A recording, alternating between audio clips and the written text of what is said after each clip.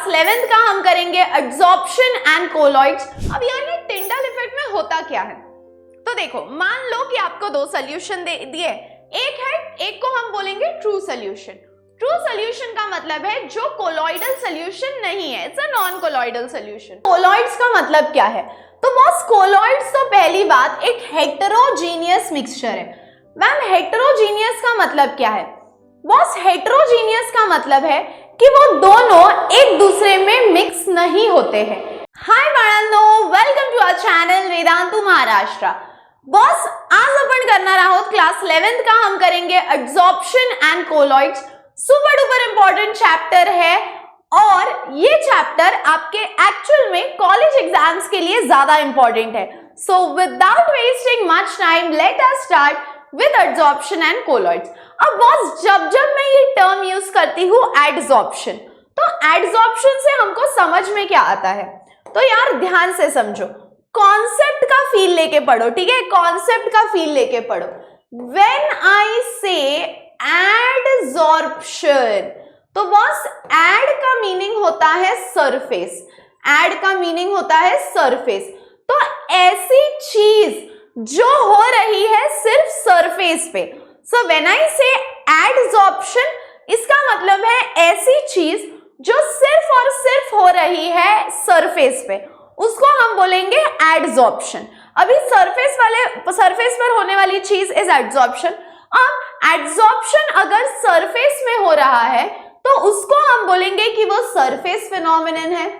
लेकिन मैम हमने तो टर्म सुना था एब्जॉर्ब करना, तो बस एब्जॉर्ब करने का मतलब है वो कहीं तो अंदर हो रहा है। जैसे स्पंज है, स्पंज अगर आपने पानी में डाल दिया तो स्पंज पूरा पानी खींच लेगा, तो जब वो पानी अंदर तक जा रहा है वो है एब्जॉर्प्शन, यानी अंदर तक पहुंच रहा है, अंदर तक पहुंच रहा है यानी बल्क तक पहुंच रहा है। लेकिन अगर आपने कोई चीज ली और उस पे ना सिर्फ सरफेस पे कुछ लगा है तो वो हुआ adsorption. So adsorption is a surface phenomenon, but at the same time absorption is a bulk phenomenon. Okay, अब ध्यान से समझो यार। अब एडसॉर्प्शन का तो मीनिंग आप समझ गए कि जैसे एडसॉर्प्शन, ठीक है। अब मैंने आपको क्या बोला, एडसॉर्प्शन हो रहा है सिर्फ सरफेस पे। जैसे मान लो मेरे पास ये बॉटल है, अब ये बॉटल पे ना ऊपर से धूल लगी है, अब ये धूल इस बॉटल के अंदर जाएगी क्या, नहीं, सिर्फ ऊपर से धूल लगी है, बराबर है। सो धूल सिर्फ ऊपर से लगी है, सिर्फ सरफेस पे लगी है, तो वो हुआ एडसॉर्प्शन। लेकिन मैंने आपको किसका एग्जाम्पल दिया, स्पंज का। स्पंज आपने पानी में डाल दिया तो पानी पूरा सोखा जाएगा उस स्पंज से, तो पानी अंदर तक जा रहा है, तो वो हुआ एब्जॉर्प्शन। कोई चीज सिर्फ सरफेस पे आके लगी है तो वो हुई एडसॉर्प्शन। अब हम पढ़ेंगे एडसॉर्प्शन के बारे में, यानी जो सरफेस पे हो रहा है। अब बॉस मान लो मैंने आपको एक स्पून दे दिया, चम्मच दे दिया। स्पून तो सबने देखा है ना, रुको मैं मेरे अमेजिंग ड्राइंग स्किल्स से तुमको दिखाती हूँ। बस ये है स्पून, ठीक है, हाँ ये देखो, ये it's not looking like a spoon guys, I know, but तुम यार मेरे लिए तो तुम समझ सकते हो, ठीक है। तो ये है स्पून। अब स्पून को मैंने डुबो दिया इंक में, लिया स्पून और डाल दिया उसको इंक में। अब स्पून को मैंने जैसे ही इंक में डाल दिया तो इंक आके उस स्पून के सरफेस पे बैठ गई। अब स्पून के सरफेस पे आके इंक बैठ गई, यानी स्पून का ये जो सरफेस है, स्पून का ये जो सरफेस है वहां एडसॉर्प्शन हो रहा है। स्पून का ये जो सरफेस है वहां एडसॉर्प्शन हो रहा है। तो ऐसा सरफेस जहां पे ये एडसॉर्प्शन हो रहा है उसको हम बोलेंगे एडसॉर्बेंट। तो इसको मैं कैसे याद रखने बोलती हूँ कि स्पून बेंट होता है ना, तो इसीलिए स्पून हुआ एडसॉर्बेंट, यानी जिसके सरफेस पे एडसॉर्प्शन हो रहा है वो है एडसॉर्बेंट। अब उस स्पून पे, इस स्पून पे आके कौन बैठा, यहाँ पे स्पून पे आके बैठा है इंक, और इंक हुआ एडसॉर्बेट। तर मी याला कसं लक्षात ठेवायला सांगते, जो भेटायला येतो तो एडसॉर्बेट और जिस पे आकर बैठता है वो है एड्सॉर्बेंट। सो बेसिकली एड्सॉर्प्शन एक ऐसा फिनोमिनन है जो सरफेस पे होता है। It is a surface phenomenon. यहां तक कोई डाउट नहीं? Perfect, it is a surface phenomenon. उसके बाद अब जिसके सरफेस पे ये हो रहा है वो है एड्सॉर्बेंट। जो पार्टिकल्स आके बैठ रहे हैं वो है एड्सॉर्बेट। सो एड्सॉर्बेंट पे एड्सॉर्बेट आकर बैठ गया और उसको हम बोलेंगे फिनोमिनन को एड्सॉर्प्शन। जैसे मान लो ये बॉटल है, अब ये बॉटल का सरफेस है, ये सरफेस हो गया एड्सॉर्बेंट। अब ये सरफेस पे धूल आके बैठ गई तो धूल हो गई एड्सॉर्बेट, और धूल और इस बॉटल ने मिलके जो बनाया वो हुआ एड्सॉर्बेंट। सो एड्सॉर्बेट और एड्सॉर्बेंट दोनों ने मिलके कर दिया एड्सॉर्प्शन। सो अब जिसके सरफेस पे हो रहा है वो है एड्सॉर्बेंट। तो आप इसको एग्जाम्पल स्पून भी याद रख सकते हो, क्योंकि स्पून बेंट होता है तो वो बेंट है, एड्सॉर्बेंट। द मटेरियल और substance which is present in the bulk or on the surface of which, यहां से आप याद रखो, surface of which adsorption takes place is called as adsorbent. Surface on which adsorption takes place is called as adsorbent. और adsorbate का मतलब क्या है? adsorbate का मतलब है boss, the substance getting adsorbed is called as the adsorbate. जो आके बैठ रहा है वो एड्सॉर्बेट, जिस पे आके बैठ रहा है वो एड्सॉर्बेंट, और दोनों ने मिलके कर दिया adsorption. Surface of which adsorption takes place is called as adsorbent. The substance getting adsorbed is called as the adsorbate. Take a screenshot. Next, desorption. अब देखो, डिसॉर्प्शन का मतलब है, मान लो ये है स्पून, ठीक है, अब ये स्पून पे आके लग गई है धूल, ये है स्पून, स्पून पे आके लग गई है धूल। सो एड्सॉर्बेंट पे एड्सॉर्बेट आके बैठा। अब मैं क्या करूंगी, उस धूल को वहां से हटा दूंगी, एड्सॉर्बेंट पे से एड्सॉर्बेट को हटा दूंगी, तो उस प्रोसेस को हम बोलते हैं डिसॉर्प्शन। तो बस केमिस्ट्री में डी का मतलब होता है रिमूवल, डी का मतलब होता है removal. So what is the meaning of removal? कि सरफेस के ऊपर से हमको ये हटा देना है। सो डिसॉर्प्शन का मतलब है एड्सॉर्बेंट पे से एड्सॉर्बेट हटा देना। जैसे स्पून पे से इंक हटा दिया तो वो हुआ आपका डिसॉर्प्शन, सरफेस पे से इंक हटा दिया वो हुआ हमारा desorption. Removal of adsorbate from the surface of adsorbent is called as desorption. Okay, चलो बढ़ते आगे। उसके बाद है सॉर्प्शन। अब मान लो मैंने आपको यहां पे दे दिया चौक, चौक कैसे दिखता है चौक? माय ड्राइंग्स आर पैथेटिक, पता है? ये हो गया चौक। अब मैंने क्या कर दिया, चौक आपको दिया और चौक आपने इंक में डाल दिया। अब जैसे ही चौक आपने इंक पे डाला, इनिशियली इंक सिर्फ रहेगी सरफेस पे, यानी हुआ एड्सॉर्प्शन। फिर आप उस चौक को 2 मिनट से तोड़ दोगे तो इंक अंदर तक पहुंच गई तो वो हुआ एब्सॉर्प्शन। सो चौक ले लिया, इंक में डाल दिया, पहले इंक लगी सरफेस पे, फिर धीरे धीरे धीरे धीरे धीरे धीरे करके इंक चली गई अंदर, यानी एब्सॉर्प्शन हुआ। तो अब जब एडसॉर्प्शन और एब्सॉर्प्शन दोनों चीजें साइमल्टेनियसली हो उसको हम बोलेंगे सॉर्प्शन, यानी एडसॉर्प्शन भी हो रहा है और धीरे धीरे धीरे धीरे धीरे धीरे एब्सॉर्प्शन भी हो रहा है। सो उसको हम बोलेंगे sorption, when adsorption and absorption takes place simultaneously. तो तुम इसको कैसे याद रख सकते हो? सरफेस पे जो होता है वो है एडसॉर्प्शन, जिसके सरफेस पे होता है वो है एडसॉर्बेंट, जो आके बैठता है वो है एडसॉर्बेट, एडसॉर्बेट आके बैठता है एडसॉर्बेंट पे, दोनों ने मिलके जो किया वो है एड्सॉर्प्शन। अब अगर एडसॉर्बेट को सरफेस से हटा देना है तो है डिसॉर्प्शन, और अगर एडसॉर्प्शन और एब्जॉर्प्शन दोनों साथ में हो तो उसको हम बोलेंगे सॉर्प्शन। क्लियर है बॉस? क्लियर है बॉस? क्लियर है बॉस? चलो आगे बढ़ेंगे। Take a screenshot of this. अब हम आगे बढ़ेंगे comparison between adsorption and absorption. क्या डिफरेंस है दोनों में, चलो देखते हैं। तब तक ये स्क्रीनशॉट ले लो बॉस, जल्दी। चलो, तो अब हम एडसॉर्प्शन और एब्जॉर्प्शन का करेंगे डिफरेंस। क्या करेंगे बॉस? एडसॉर्प्शन या एब्जॉर्प्शन का हम करेंगे डिफरेंस। ठीक है, ठीक है, ठीक है। अब देखो, एडसॉर्प्शन और एब्जॉर्प्शन का डिफरेंस कैसे करेंगे। तो एडसॉर्प्शन का मतलब क्या है, मैंने तो पहले ही बोल दिया।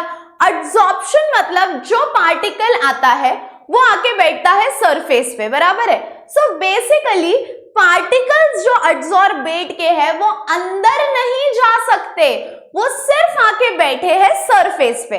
सो adsorption is a surface phenomenon, और पार्टिकल अंदर नहीं जा पाते, उसको हम बोलेंगे कि it does not penetrate inside, it does not penetrate inside. So adsorbed matter is concentrated only on the surface, जो भी आ रहा है सिर्फ सरफेस पे बैठा है, and does not penetrate through the surface.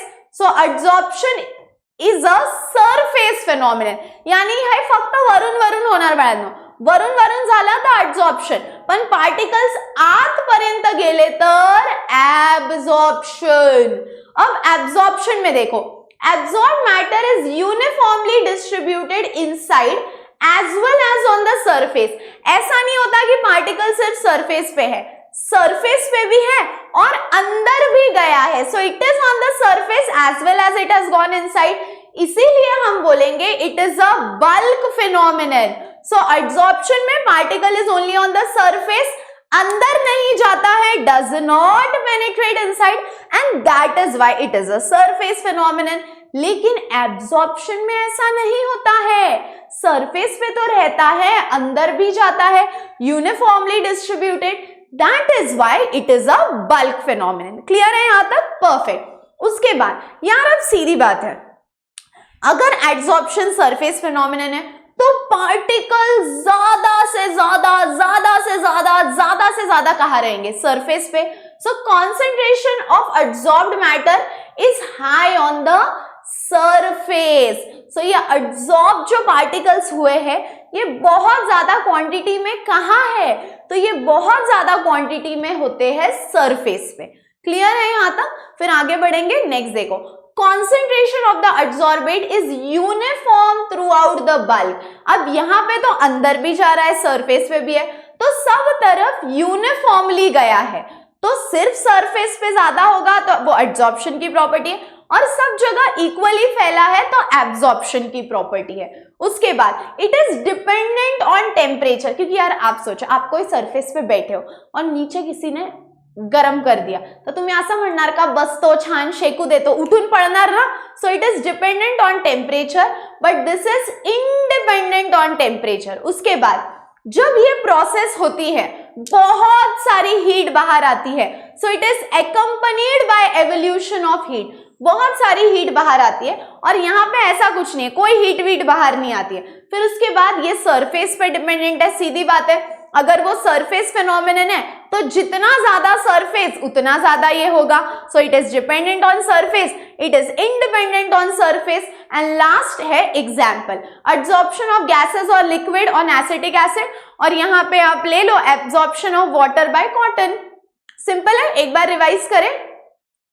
In adsorption, particles are concentrated only on the surface, hence it is a surface phenomenon. Particles are uniformly distributed, hence it is a bulk phenomenon. फिर इसके बाद ज्यादा particles सिर्फ surface पे होते हैं, so concentration is high on the surface. Concentration is uniformly distributed. ये temperature पे dependent है, ये temperature पे independent है. फिर ये सरफेस पे डिपेंडेंट है क्योंकि ये सरफेस फिनोमेनन है. It is independent of the surface. ये जब होता है तो बहुत हीट बाहर निकलती है. It is accompanied by evolution of heat और यहाँ पे it is not accompanied by evolution of heat. और लास्ट पॉइंट है example. Take a screenshot. Next, types of adsorption. अब ये बॉस एड्सॉर्प्शन होता कैसे है? तो एड्सॉर्प्शन के ना पीछे दो मेन टाइप्स है। सो ये कौन से दो मेन टाइप्स है जिससे ये एड्सॉर्प्शन हो सकता है? तो पहला टाइप जो है उसको हम बोलेंगे फिजिस ऑप्शन। मैम अब ये फिजिस ऑप्शन होता क्या है? और जो दूसरा टाइप है उसको हम बोलेंगे केमिस ऑप्शन। आता फिजिस ऑप्शन म्हणजे काय? तो देखो बॉस, सिंपल वर्ड्स में आपको समझाती हूँ। फिजिस ऑप्शन का मतलब है फिजिकल एड्सॉर्प्शन। अब मान लो ये सरफेस है, अब ये सरफेस को हमने क्या नाम दिया? ये है सरफेस, ये सरफेस को हमने नाम दिया एड्सॉर्बेंट। यहां पे जो पार्टिकल्स आके बैठते हैं इस पार्टिकल्स को हमने बोल दिया एड्सॉर्बेट। ठीक है, अब ध्यान से सुनो, जब ये एड्सॉर्बेंट पे आके बैठता है तो वो तो हुआ एड्सॉर्प्शन। अब अगर इन दोनों में एड्सॉर्बेट में और एड्सॉर्बेंट में सिर्फ फिजिकल अट्रैक्शन हुआ कि अच्छा बाबा ठीक है अब तो फिजिकल अट्रैक्शन ही है, तो वो बॉन्ड स्ट्रॉन्ग होगा या वीक होगा, तो वो हुआ फिजिस ऑप्शन, फिजिकल एड्सॉर्प्शन, कि उनमें कोई बॉन्ड नहीं बना है, बस अट्रैक्शन से एड्सॉर्बेट और एड्सॉर्बेंट साथ में आए हैं। लेकिन केमिस ऑप्शन में क्या होगा बॉस? केमिस ऑप्शन में ये है एड्सॉर्बेट, ये है एड्सॉर्बेंट। अब एड्सॉर्बेट और एड्सॉर्बेंट में एकदम ये दोनों में गहरा रिश्ता बनेगा। मतलब क्या? तो इन दोनों में बॉन्ड बनेगा। अब मुझे बताओ, अट्रैक्शन तो किसी से भी हो सकता है लेकिन बॉन्ड किसी से भी बन सकता है क्या? नहीं। अगर मुझे लगता है कि मेरा बॉन्ड इसके साथ बनना चाहिए तो मैं चाहूंगी कि वो ऐसा हो वैसा हो, तो बॉन्ड सबके साथ नहीं बनता, तो और एक बार बन गया तो स्ट्रॉन्ग बनता है। सो केमिस ऑप्शन जो है, केमिस ऑप्शन मतलब एड्सॉर्बेट और एड्सॉर्बेंट में केमिकल बॉन्ड बनता है, तो बॉन्ड बन गया तो केमिस ऑप्शन यानी केमिकल एड्सॉर्प्शन। लेकिन एड्सॉर्बेट और एड्सॉर्बेंट में सिर्फ फिजिकल अट्रैक्शन हुआ तो वो हुआ फिजिस ऑप्शन। ठीक है, अब देयर आर टू टाइप्स, ये जो मैंने बताया, अब इनके हम डिफरेंसेस देखेंगे। ठीक है, रेडी हो? पहले ही स्क्रीनशॉट ले लो, फिर हम अगले आर्टिकल के पास बढ़ेंगे, मतलब एक्सप्लेन करने के बाद। जल्दी जल्दी जल्दी। तो अब हम देखेंगे बॉस फिजिस ऑप्शन और केमिस ऑप्शन का डिफरेंस। ठीक है, फिजिस ऑप्शन और केमिस ऑप्शन का डिफरेंस। अब फिजिस ऑप्शन का मीनिंग तो मैंने आपको समझा दिया, फिजिकल एड्सॉर्प्शन। अब यहाँ पे होता क्या है बॉस? देखो मैंने क्या बोला, यहाँ पे एड्सॉर्बेट और एड्सॉर्बेंट में फिजिकल अट्रैक्शन होता है, तो हम बोलेंगे the forces operating are weak van der Waals forces, weak forces है। लेकिन केमिस ऑप्शन में एड्सॉर्बेट और एड्सॉर्बेंट में स्ट्रॉन्ग केमिकल बॉन्ड होता है। सो यहां पे हम बोलेंगे द फोर्सेस ऑपरेटिंग यानी जो रिस्पॉन्सिबल है दे आर केमिकल बॉन्ड्स। यहां पे दे आर केमिकल बॉन्ड्स, यहां पे दे आर फिजिकल अट्रैक्शन या वैन डर वाल्स फोर्सेस। उसके बाद यार फिजिस ऑप्शन है, फिजिकल अट्रैक्शन है, किसी के साथ भी हो सकता है, कभी भी हो सकता है, कैसे भी हो सकता है। So not specific in nature, it is not specific in nature, और ये कहीं भी कैसे भी किसी के साथ भी हो सकता है। लेकिन यार केमिकल बॉन्ड बनाने से पहले हम सोचते हैं उसके साथ बॉन्ड बनाओ या नहीं, मेरा बॉन्ड कैसे बनेगा। So chemical bonds are highly specific in nature और फिजिस ऑप्शन में it is not specific in nature. फिर उसके बाद फिजिस ऑप्शन में क्या होता है, heat of adsorption is low. अब आप ना इसको स्टोरी जैसे याद रखो, यहाँ पे फिजिस ऑप्शन में बॉन्ड बनाने के लिए वो ज्यादा मेहनत नहीं करता, so heat of adsorption is low, but यहाँ पे higher heat of adsorption is present, यहाँ पे heat of adsorption is very high.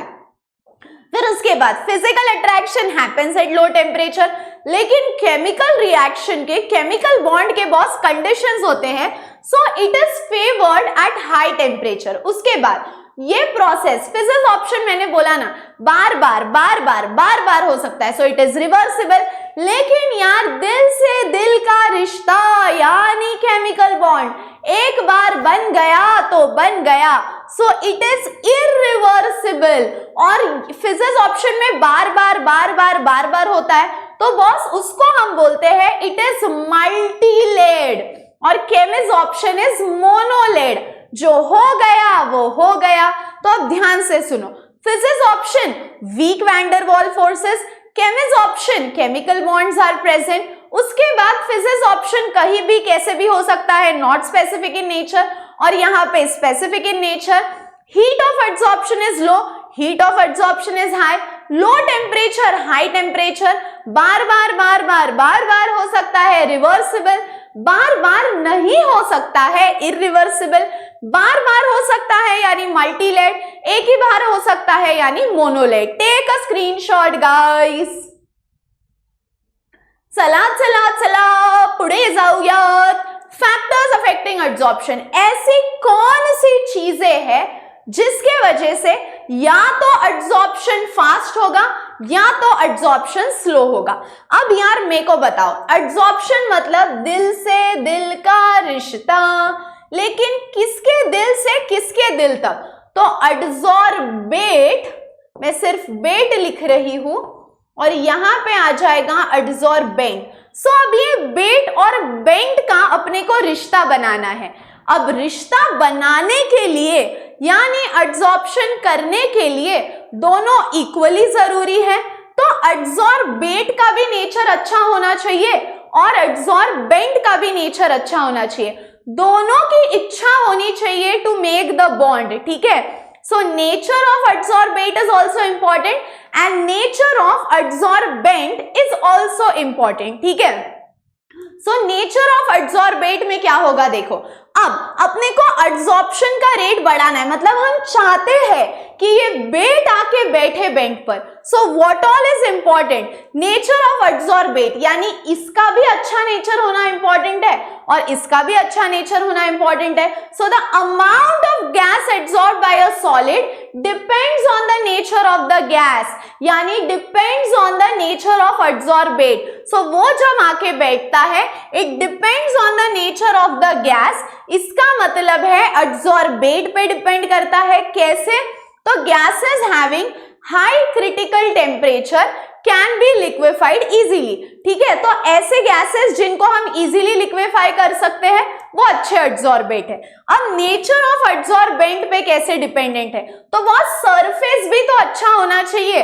अगर सरफेस अच्छा होगा तो बेट आके उस पे बैठेगा और बेट बेंट पे आके बैठा तो एड्सॉर्प्शन होगा। तो इसको हम क्या बोलेंगे? Substances which provide a large surface area. जितना ज्यादा सरफेस उतना ज्यादा adsorption. So more the surface area more the adsorption. So दिल से दिल का रिश्ता बनाना है यानी एड्सॉर्प्शन करना है, तो एड्सॉर्बेट भी अच्छा होना चाहिए और एड्सॉर्बेंट भी अच्छा होना चाहिए, क्योंकि जितना ज्यादा लंबा सरफेस उतना ज्यादा एड्सॉर्प्शन होगा। So more the surface more will be the adsorption. Take a screenshot guys, जल्दी चलो बढ़े आगे बढ़े आगे बढ़े आगे बढ़े आगे। चलो moving on to the next concept. चला चला चला चला चला चला चला आहो हवा येऊ द्या। सरफेस ऑफ एड्सॉर्बेंट, देखो वही पॉइंट आया। Surface is directly proportional to adsorption. कारण माझ्या बाळांनो कॉमन सेन्स लावा, जितका जास्त सरफेस तितका जास्त एड्सॉर्प्शन। ऐसे क्यों? क्योंकि adsorption is a surface phenomenon. So more the surface, more the absorption. So surface of adsorbent. और फिर आता है टेम्परेचर। अब बॉस देखो, adsorption is a exothermic process. What do you mean by exothermic process? तो बॉस एक्सोथर्मिक का मतलब है ऐसी प्रोसेस जो हीट रिलीज करती है, ऐसी प्रोसेस जो हीट रिलीज करती है। तो यहां पे टेम्परेचर ऑफ और एड्सॉर्प्शन का 36 का आंकड़ा है। 36 का आंकड़ा मतलब इनवर्सली प्रोपोर्शनल। जितना ज्यादा टेम्परेचर उतना कम adsorption. So it is favoured at low temperature. तो बॉस एड्सॉर्प्शन डिपेंड करता है 4 फैक्टर्स पे।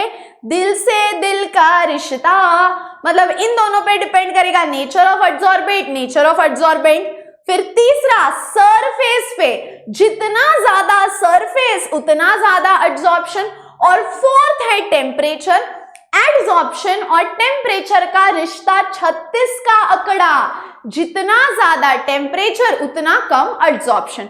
Guys take a screenshot of this. चलो उसके बाद प्रेशर। अब टेम्परेचर और एड्सॉर्प्शन का तो 36 का आंकड़ा है, लेकिन मेरे दोस्तों प्रेशर और एड्सॉर्प्शन का सीधा सीधा रिश्ता है। मैम सीधा सीधा का मतलब क्या है? तो वो सीधा सीधा का मतलब है it is directly proportional. So more the pressure more the adsorption. So यहां पे if the pressure increases adsorption also increases. So adsorption is a surface phenomenon, hence extent of adsorption increases with increase in surface area of the adsorbent and increase in pressure. Increase in pressure. समझ में आया क्या boss? So adsorption depend करता है 5 चीजों पे: nature of adsorbent, nature of adsorbent, temperature, surface area and pressure. चलो बस बढ़ते हैं आगे। नेक्स्ट है कैटालिसिस।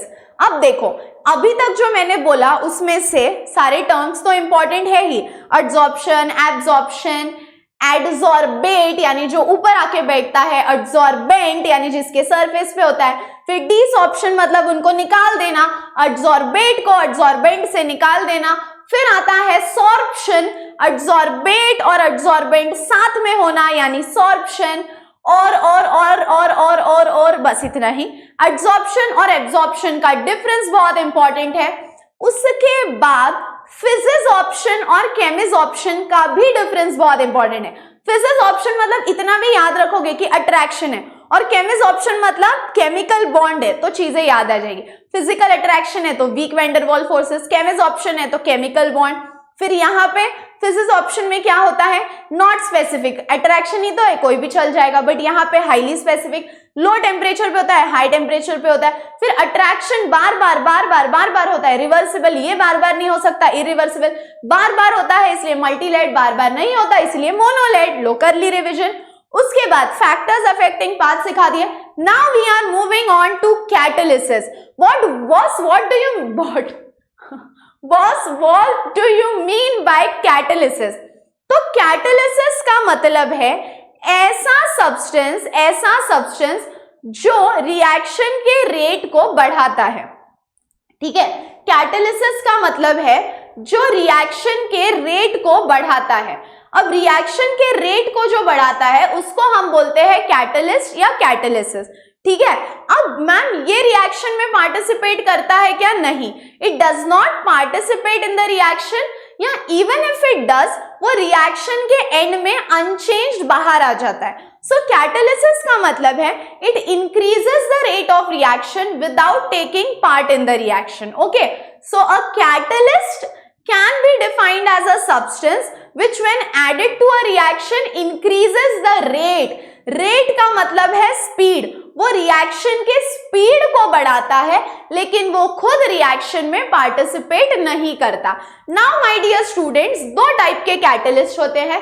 मैम ये कौन से दो टाइप के हैं? तो बॉस एक को हम बोलेंगे होमोजीनियस, एक को हम बोलेंगे हेटेरोजीनियस। आता मॅम हे होमोजीनियस काय असतं? बॉस होमोचा अर्थ असतो सेम, पण मॅम अहो मॅम काय सेम आहे? तर बाळांनो नीट कॉन्सेप्टचा फील घ्या।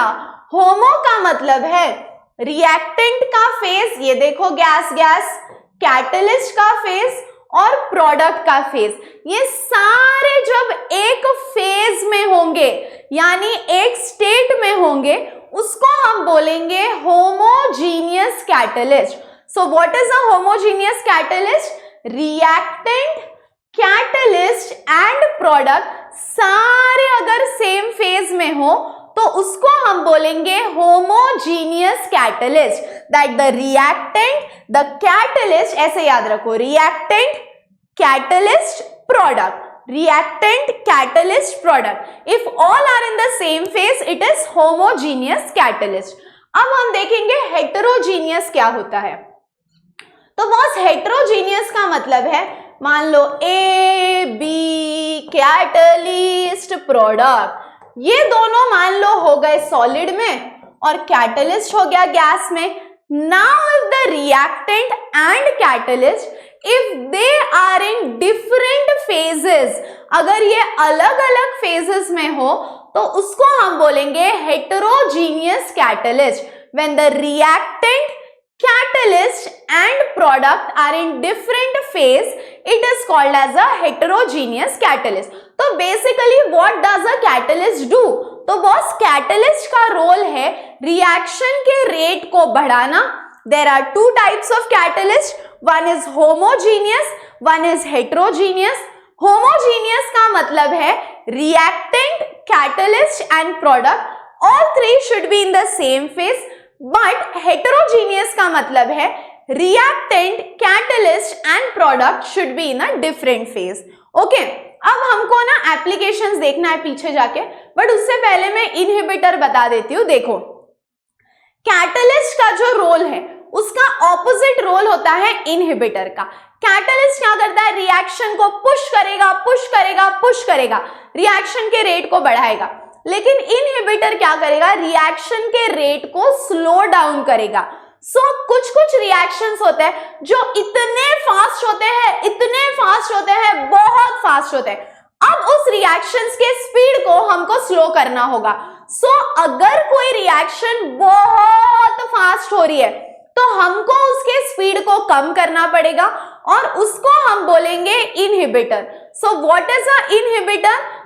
Inhibitor are substances that decrease the rate of chemical reaction. Inhibitors are substances that decrease the rate of chemical reaction, उनको हम बोलेंगे inhibitor. और जिसने रिएक्शन के रेट को फास्ट किया वो है कैटलिस्ट. क्लियर है बॉस यहां तक? अब हम जाएंगे एप्लीकेशंस ऑफ एड्सॉर्प्शन के पास. यहां पे चलो 1 मिनट का ब्रेक लेते हैं हम और फिर हम एप्लीकेशन शुरू करते हैं.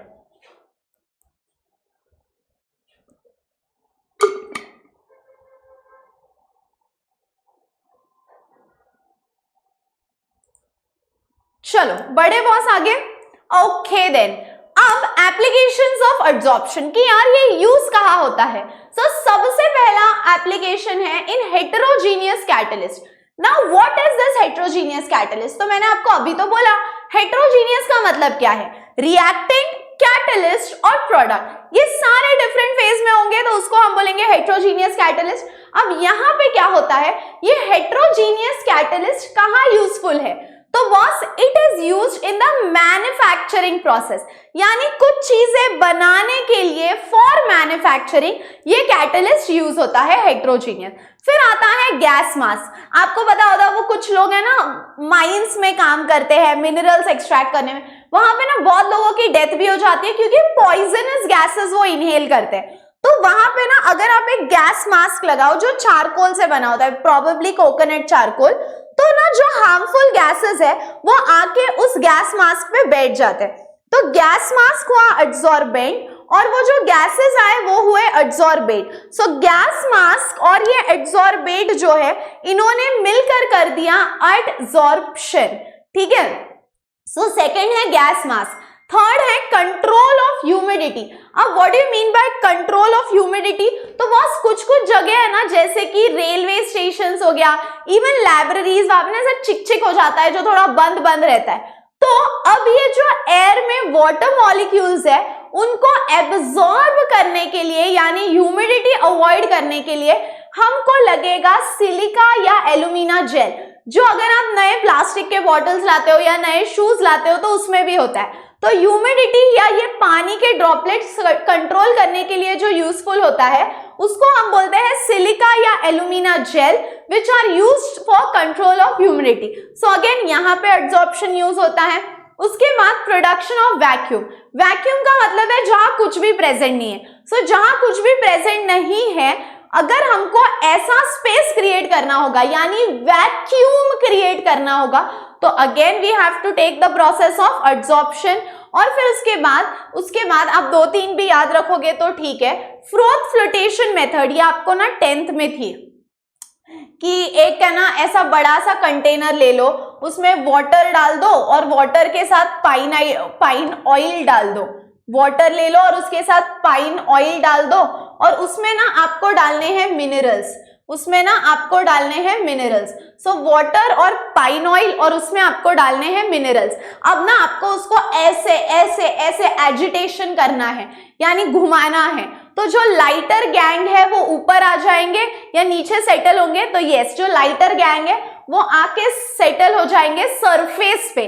तो सरफेस पे आके वो फ्रोथ बनाएंगे। फ्रोथ यानी फोम यानी फेस बनवणार ते सरफेसला येऊन आणि त्याच्यासोबत इम्प्युरिटीज असतील आणि ह्या सगळ्या सोबत निघून जातील, उसको हम बोलेंगे फ्रोथ फ्लोटेशन। तो आप सिर्फ हेडिंग भी याद रखो तो चलेगा। हेट्रोजीनियस कैटलिस्ट, फिर production of vacuum, control of humidity, froth flotation और वो सिलिका एल्यूमिना जेल वाला। सो एटलीस्ट 4 याद रखो बॉस, एप्लीकेशन तो काफी है। कैटालिसिस हो गया, टाइप्स ऑफ कैटालिसिस, इनहिबिटर। अब आता है adsorption theory of heterogeneous catalyst. अब अपने को ये पार्टिकल्स को लाकर कैटलिस्ट पे बिठाना है। अब हम इसको स्टोरी जैसे याद रखेंगे, ठीक है। अब हम इसको कैसे याद रखेंगे? स्टोरी जैसे। अब हमको इस पार्टिकल्स को लाके बिठाना है उस सरफेस पे। तो देखो सबसे पहला क्या होगा, इस सरफेस पे लाके बिठाना है, स्टोरी जैसे याद रखो। अब इनको यहां पे लाके बिठाना है तो पहले इन दोनों को हमको अलग करना पड़ेगा, क्योंकि अगर इसको इस पे लाके बिठाना है तो हमको इनको अलग करना पड़ेगा। यानी सबसे पहला हुआ डिफ्यूजन, तो हमको इनको अलग करना हुआ, यानी सबसे पहला हुआ डिफ्यूजन, क्योंकि जब ये अलग होंगे तभी तो किसी और पे जाके बैठेंगे, यानी हेट्रोजीनियस कैटलिस्ट पे। अब अलग तो कर दिया, अब उनको हमने इस पे लाके बिठा दिया, अब अलग कर दिया यानी डिफ्यूजन। अब इस पे लाकर बिठा दिया यानी ये हुआ एडसॉर्प्शन।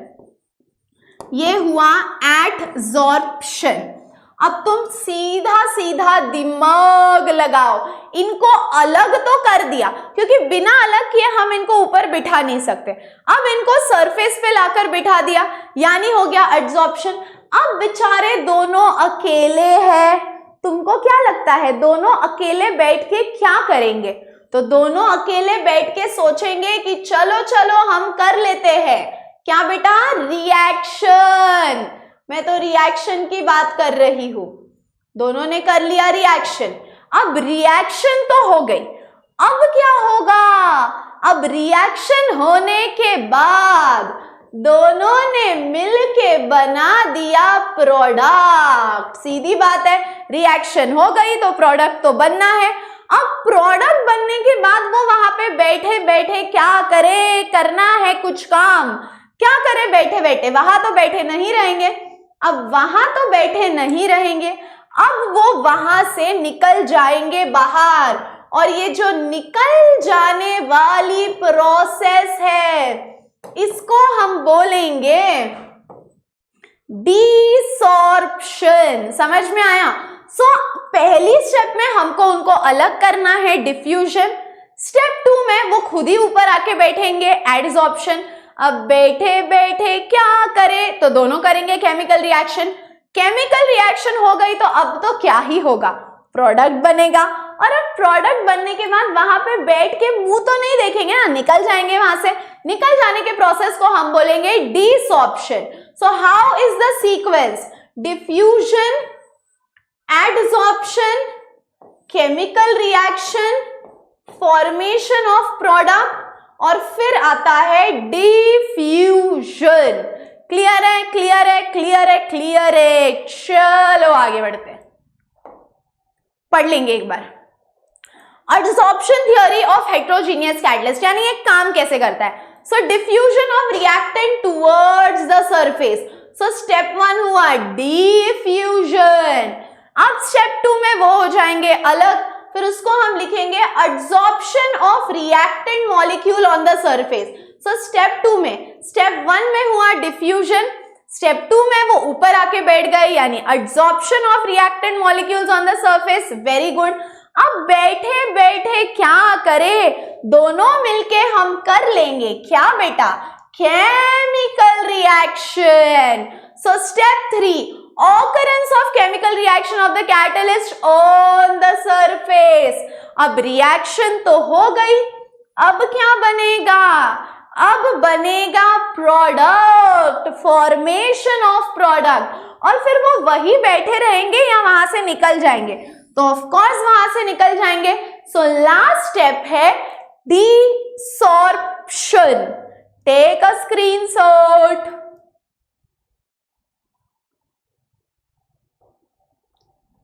डिफ्यूजन, एड्सॉर्प्शन, फिर उसके बाद इंटरमीडिएट फॉर्मेशन, इसी को हम बोलते हैं केमिकल रिएक्शन। ठीक है, इसी को हम बोलते हैं केमिकल रिएक्शन, फिर प्रोडक्ट और फिर डिसॉर्प्शन।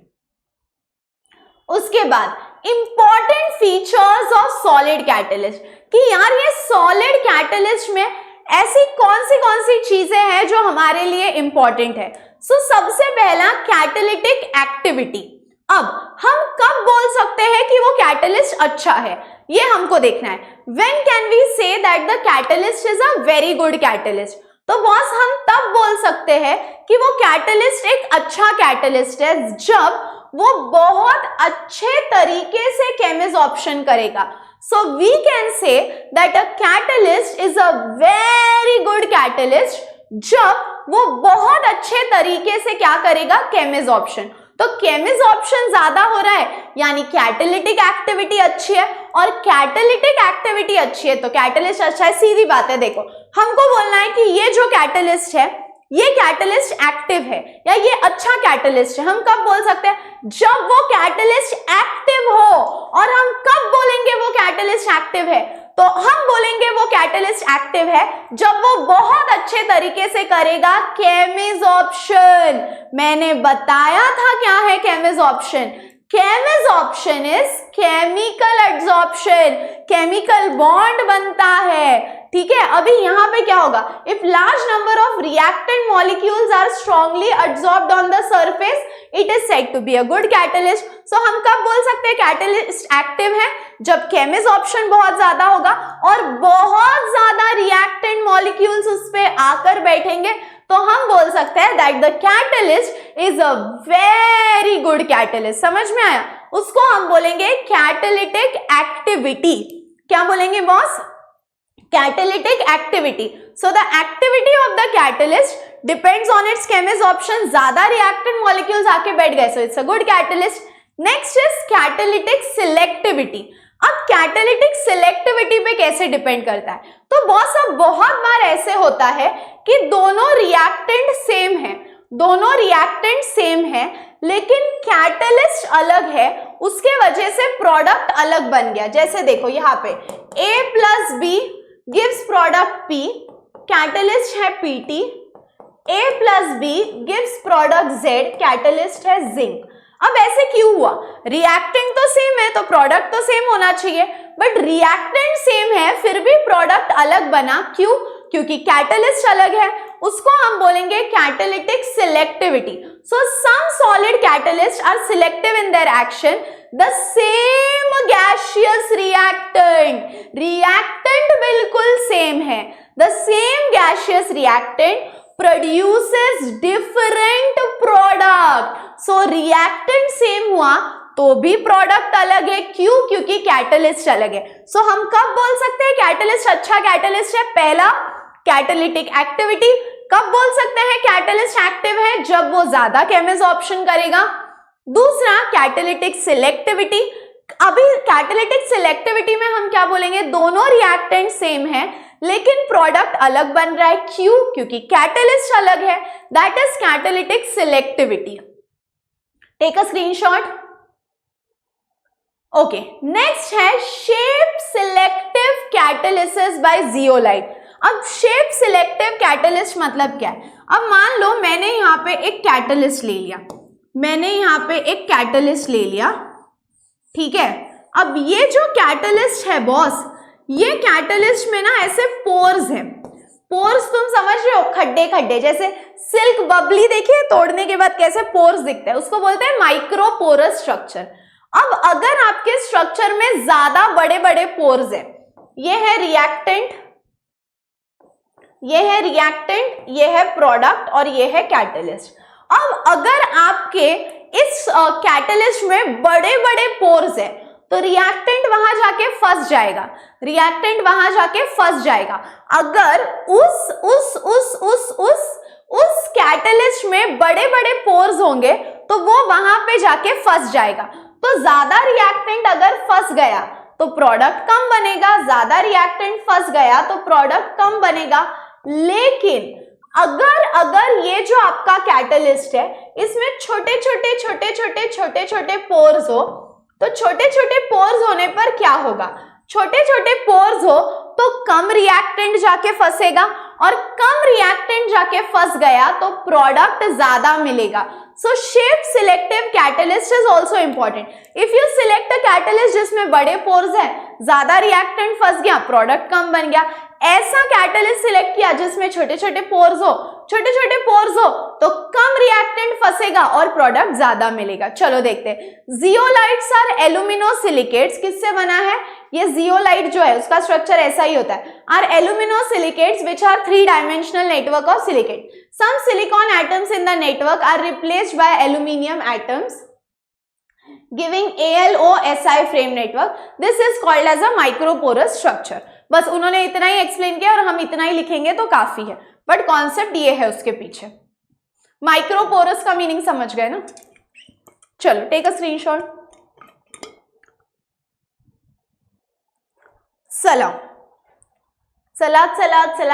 कोलॉइड्स। अब कोलॉइड्स का मतलब क्या है, तो बॉस कोलॉइड्स तो पहली बात एक हेटेरोजीनियस मिक्सचर है।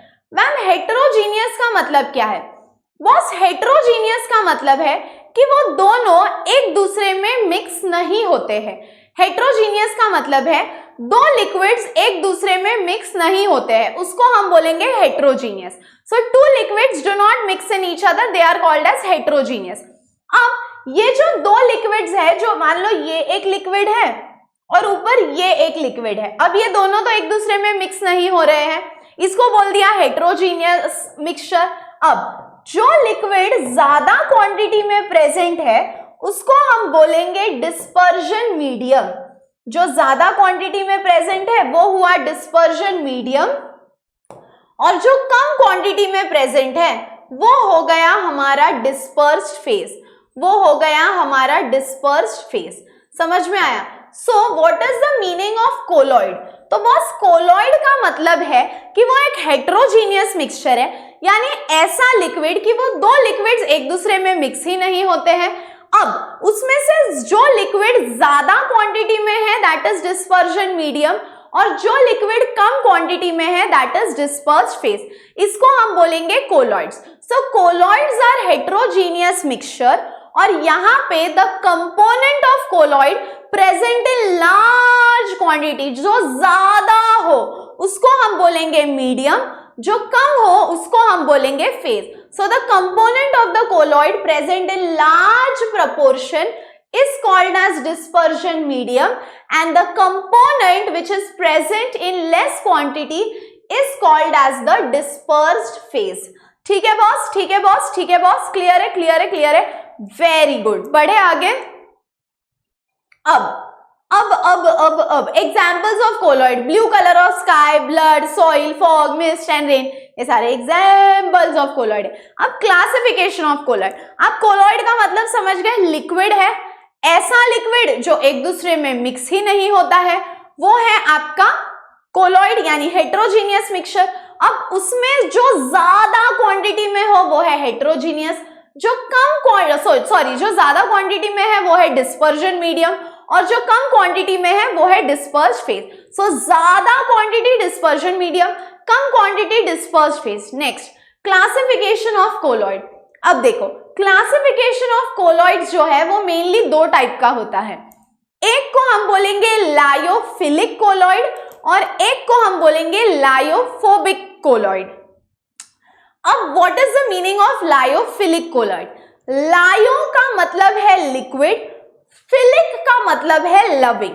सो ऐसे कोलॉइड्स जो लिक्विड से प्यार करते हैं, lyo is liquid, philic is loving. So ऐसे कोलॉइड्स जो लिक्विड से प्यार करते हैं वो है लायोफिलिक, और ऐसे कोलॉइड्स जो लिक्विड से नफरत करते हैं वो है lyophobic. So lyophilic liquid loving, lyophobic liquid hating, और they do not like that liquid. अब लायोफिलिक देखो, अब ऐसा मान लो कि एक लड़का है, ठीक है, एक लड़का है, उसके पास ना दो ऑप्शन है। पहला ऑप्शन, वो ऐसे क्लास में गया है जहां उसके दोस्त है, तो वो ऐसे क्लास में गया है जहां उसके दोस्त है, वो हुआ लायोफिलिक, और वो ऐसे क्लास में गया जहां उसके दोस्त नहीं है, वो है लायोफोबिक। अब मैंने वो बच्चे को ऐसे क्लास में डाल दिया जहां उसके दोस्त ऑलरेडी है, तो वहां पे क्या होगा? फॉर्म्ड बाय डायरेक्ट मिक्सिंग, सीधा सीधा मिक्स हो जाएगा। उसको मेरे को दोस्ती नहीं करानी पड़ेगी, बेटा give your introduction, say hi to everyone, this is your bench partner, ये सब नहीं करना पड़ेगा। त्याची सगळ्यांशीच तिकडे दोस्ती होऊन जाए। So formed by direct mixing वो है लायोफिलिक, क्योंकि वो क्लास में उसके दोस्त ऑलरेडी है।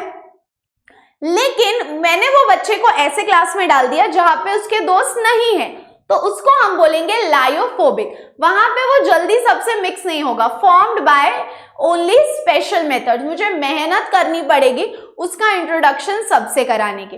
फिर उसके बाद लायोफिलिक, वो लिक्विड में मिक्स तो होता है लेकिन वो अपने दोस्तों से बाहर भी आ सकता है। It is a reversible process.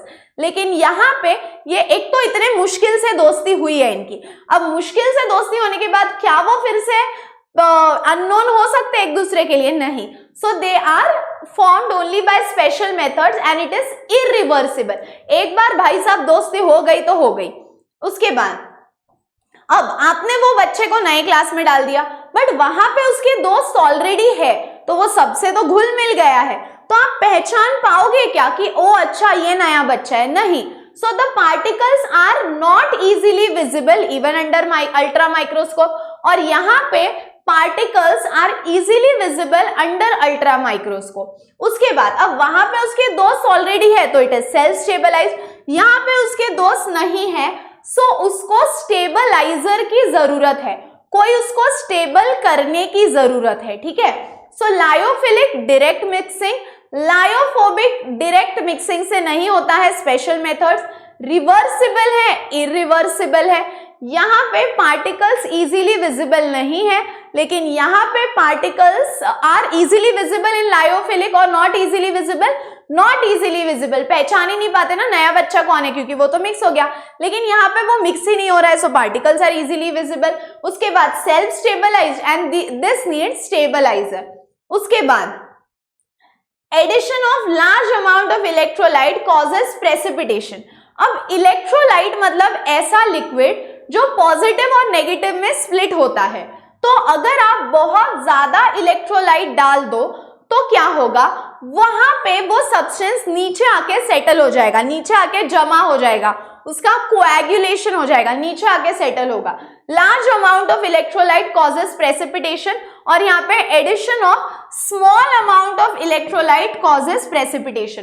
तो यहाँ पे ज्यादा इलेक्ट्रोलाइट डाल दिया तो ही वो नीचे आके सेटल होगा, मतलब इसको ज्यादा गुस्सा कर दिया तो ये नीचे शांति से बैठेगा। सो लार्ज इलेक्ट्रोलाइट हुआ तो ही कोएगुलेशन होगा, और ये बेचारे को, लायोफोबिक वाले को थोड़ा भी इलेक्ट्रोलाइट ऐड कर दिया तो वो कोने में शांति से बैठेगा। So addition of small amount of electrolyte causes coagulation, addition of large amount of electrolyte causes coagulation, ठीक है। नेक्स्ट देखो विस्कोसिटी। विस्कोसिटीचा अर्थ असतो घट्टपणा, थिकनेस और चिकटपणा, जसं की हनी, चिकटपणा, घट्ट असणं, थिक रहना, उसको बोलते हैं viscosity. Viscosity of dispersed phase is much higher than that of dispersion medium. Dispersed phase यानी जो कम क्वांटिटी में है, dispersion medium यानी जो ज्यादा क्वांटिटी में है। So viscosity of dispersed phase is much higher than dispersion medium. और यहाँ पे दोनों की viscosity nearly same होती है, दोनों की viscosity nearly same होती है। बस इतने ही पॉइंट्स करो, सफिशिएंट है। 1 2 3 4 5 6, that's it. Formed by direct mixing, formed only by special methods, reversible, irreversible, particles are not easily visible, यहाँ पे particles are easily visible, यहाँ पे इसके दोस्त है so self stabilize, यहाँ पे इसके दोस्त नहीं है so need stabilizer। बहुत डांटेंगे तो ये नीचे शांति से बैठेगा। large amount of electrolyte causes coagulation, small amount of electrolyte causes coagulation, viscosity of dispersed phase is much higher than dispersion medium, और यहाँ पे दोनों की विस्कोसिटी नियरली सेम है। Take a screenshot. नेक्स्ट, अब देखो, आपको कोलॉइड का मतलब तो समझ गया क्या, कि वो एक हेट्रोजीनियस मिक्सचर है, उसमें दो चीजें होती है, डिस्पर्शन मीडियम और डिस्पर्स्ड फेज। जो ज्यादा क्वांटिटी में होता है वो डिस्पर्शन मीडियम, जो कम क्वांटिटी में होता है वो डिस्पर्स्ड फेज। अब ये जो कोलॉइड है ये तीन टाइप के हैं on the basis of it's size. पहले को हम बोलेंगे मल्टी मॉलिक्यूलर। अब मल्टी मॉलिक्यूलर का मतलब क्या है, तो बहुत सारे छोटे छोटे कोलॉइड साथ में आएंगे और वो बड़े कोलॉइड्स फॉर्म करेंगे, यानी एक ही बड़ा पार्टिकल फॉर्म करेंगे, उसको हम बोलेंगे मल्टी मॉलिक्यूलर।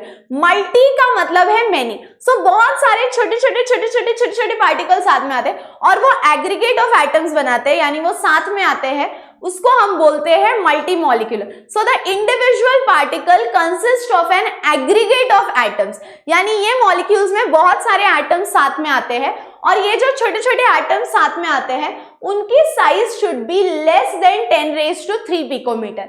सो मल्टी मॉलिक्यूलर का मतलब छोटे साथ में आएंगे and they will form a aggregate of particles, और उसको हम बोलेंगे मल्टी मॉलिक्यूलर। और ये जो छोटे छोटे पार्टिकल्स साथ में आते हैं इनकी size should be less than 10⁻³ picometre. फिर आते हैं मैक्रो। अब मल्टी मॉलिक्यूलर मतलब छोटे छोटे बहुत साथ में आ गया और वो छोटे छोटे की साइज लेस देन 10⁻³ है। अब मैक्रो मॉलिक्यूलर का मतलब है, मैक्रो का मतलब है थोड़ा ग्रेटर इन साइज। अब देखो, the molecules of dispersed phase are sufficiently large in size, यानी यहाँ पे क्या होता है, जो डिस्पर्स्ड फेज के पार्टिकल्स है इनकी साइज थोड़ी सी ज्यादा रहती है। सो ज्यादा, मैक्रो मतलब big, so they have a larger size, इसीलिए हम उनको बोलेंगे मैक्रो मॉलिक्यूलर। और इसका एग्जाम्पल है स्टार्च या सेल्यूलोज या प्रोटीन, पॉलीथीन। और फिर उसके बाद आता है एसोसिएटेड कोलॉइड्स, या उसको हम बोलते हैं micelles. Now what is the meaning of associated colloids? तो बस एसोसिएटेड कोलॉइड्स का मतलब है कि ये जो कोलॉइड है they behave as normal electrolyte. What is the meaning of electrolyte? तो बस इलेक्ट्रोलाइट का मतलब है जो पॉजिटिव और नेगेटिव में स्प्लिट हो सकता है। सो ये एसोसिएटेड कोलॉइड्स किसके जैसे बिहेव करते हैं? ये नॉर्मल इलेक्ट्रोलाइट के जैसे बिहेव करते हैं। They behave as a normal electrolyte. अब इनका स्ट्रक्चर देखो कैसा है, तो ये कैसे बनते हैं। तो मान लो कि आपके कपड़े पे कोई स्टेन लगा है। स्टेन आप समझते हो, what is the meaning of stain? एक काम कर लो, आप पहले इसका स्क्रीनशॉट ले लो, फिर मैं एसोसिएटेड कोलॉइड्स का आपको डायग्राम दिखाती हूँ। Take a screenshot of this first.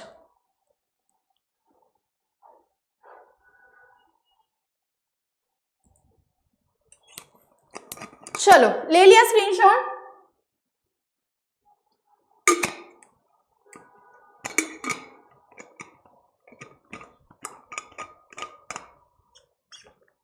Okay, बढ़े आगे, वेरी गुड। अब देखो, एसोसिएटेड कोलॉइड्स में होता क्या है, मान लो की आपल्या कपड्यावर काही स्टेन लागले। स्टेनचा अर्थ कळतो का तुम्हाला?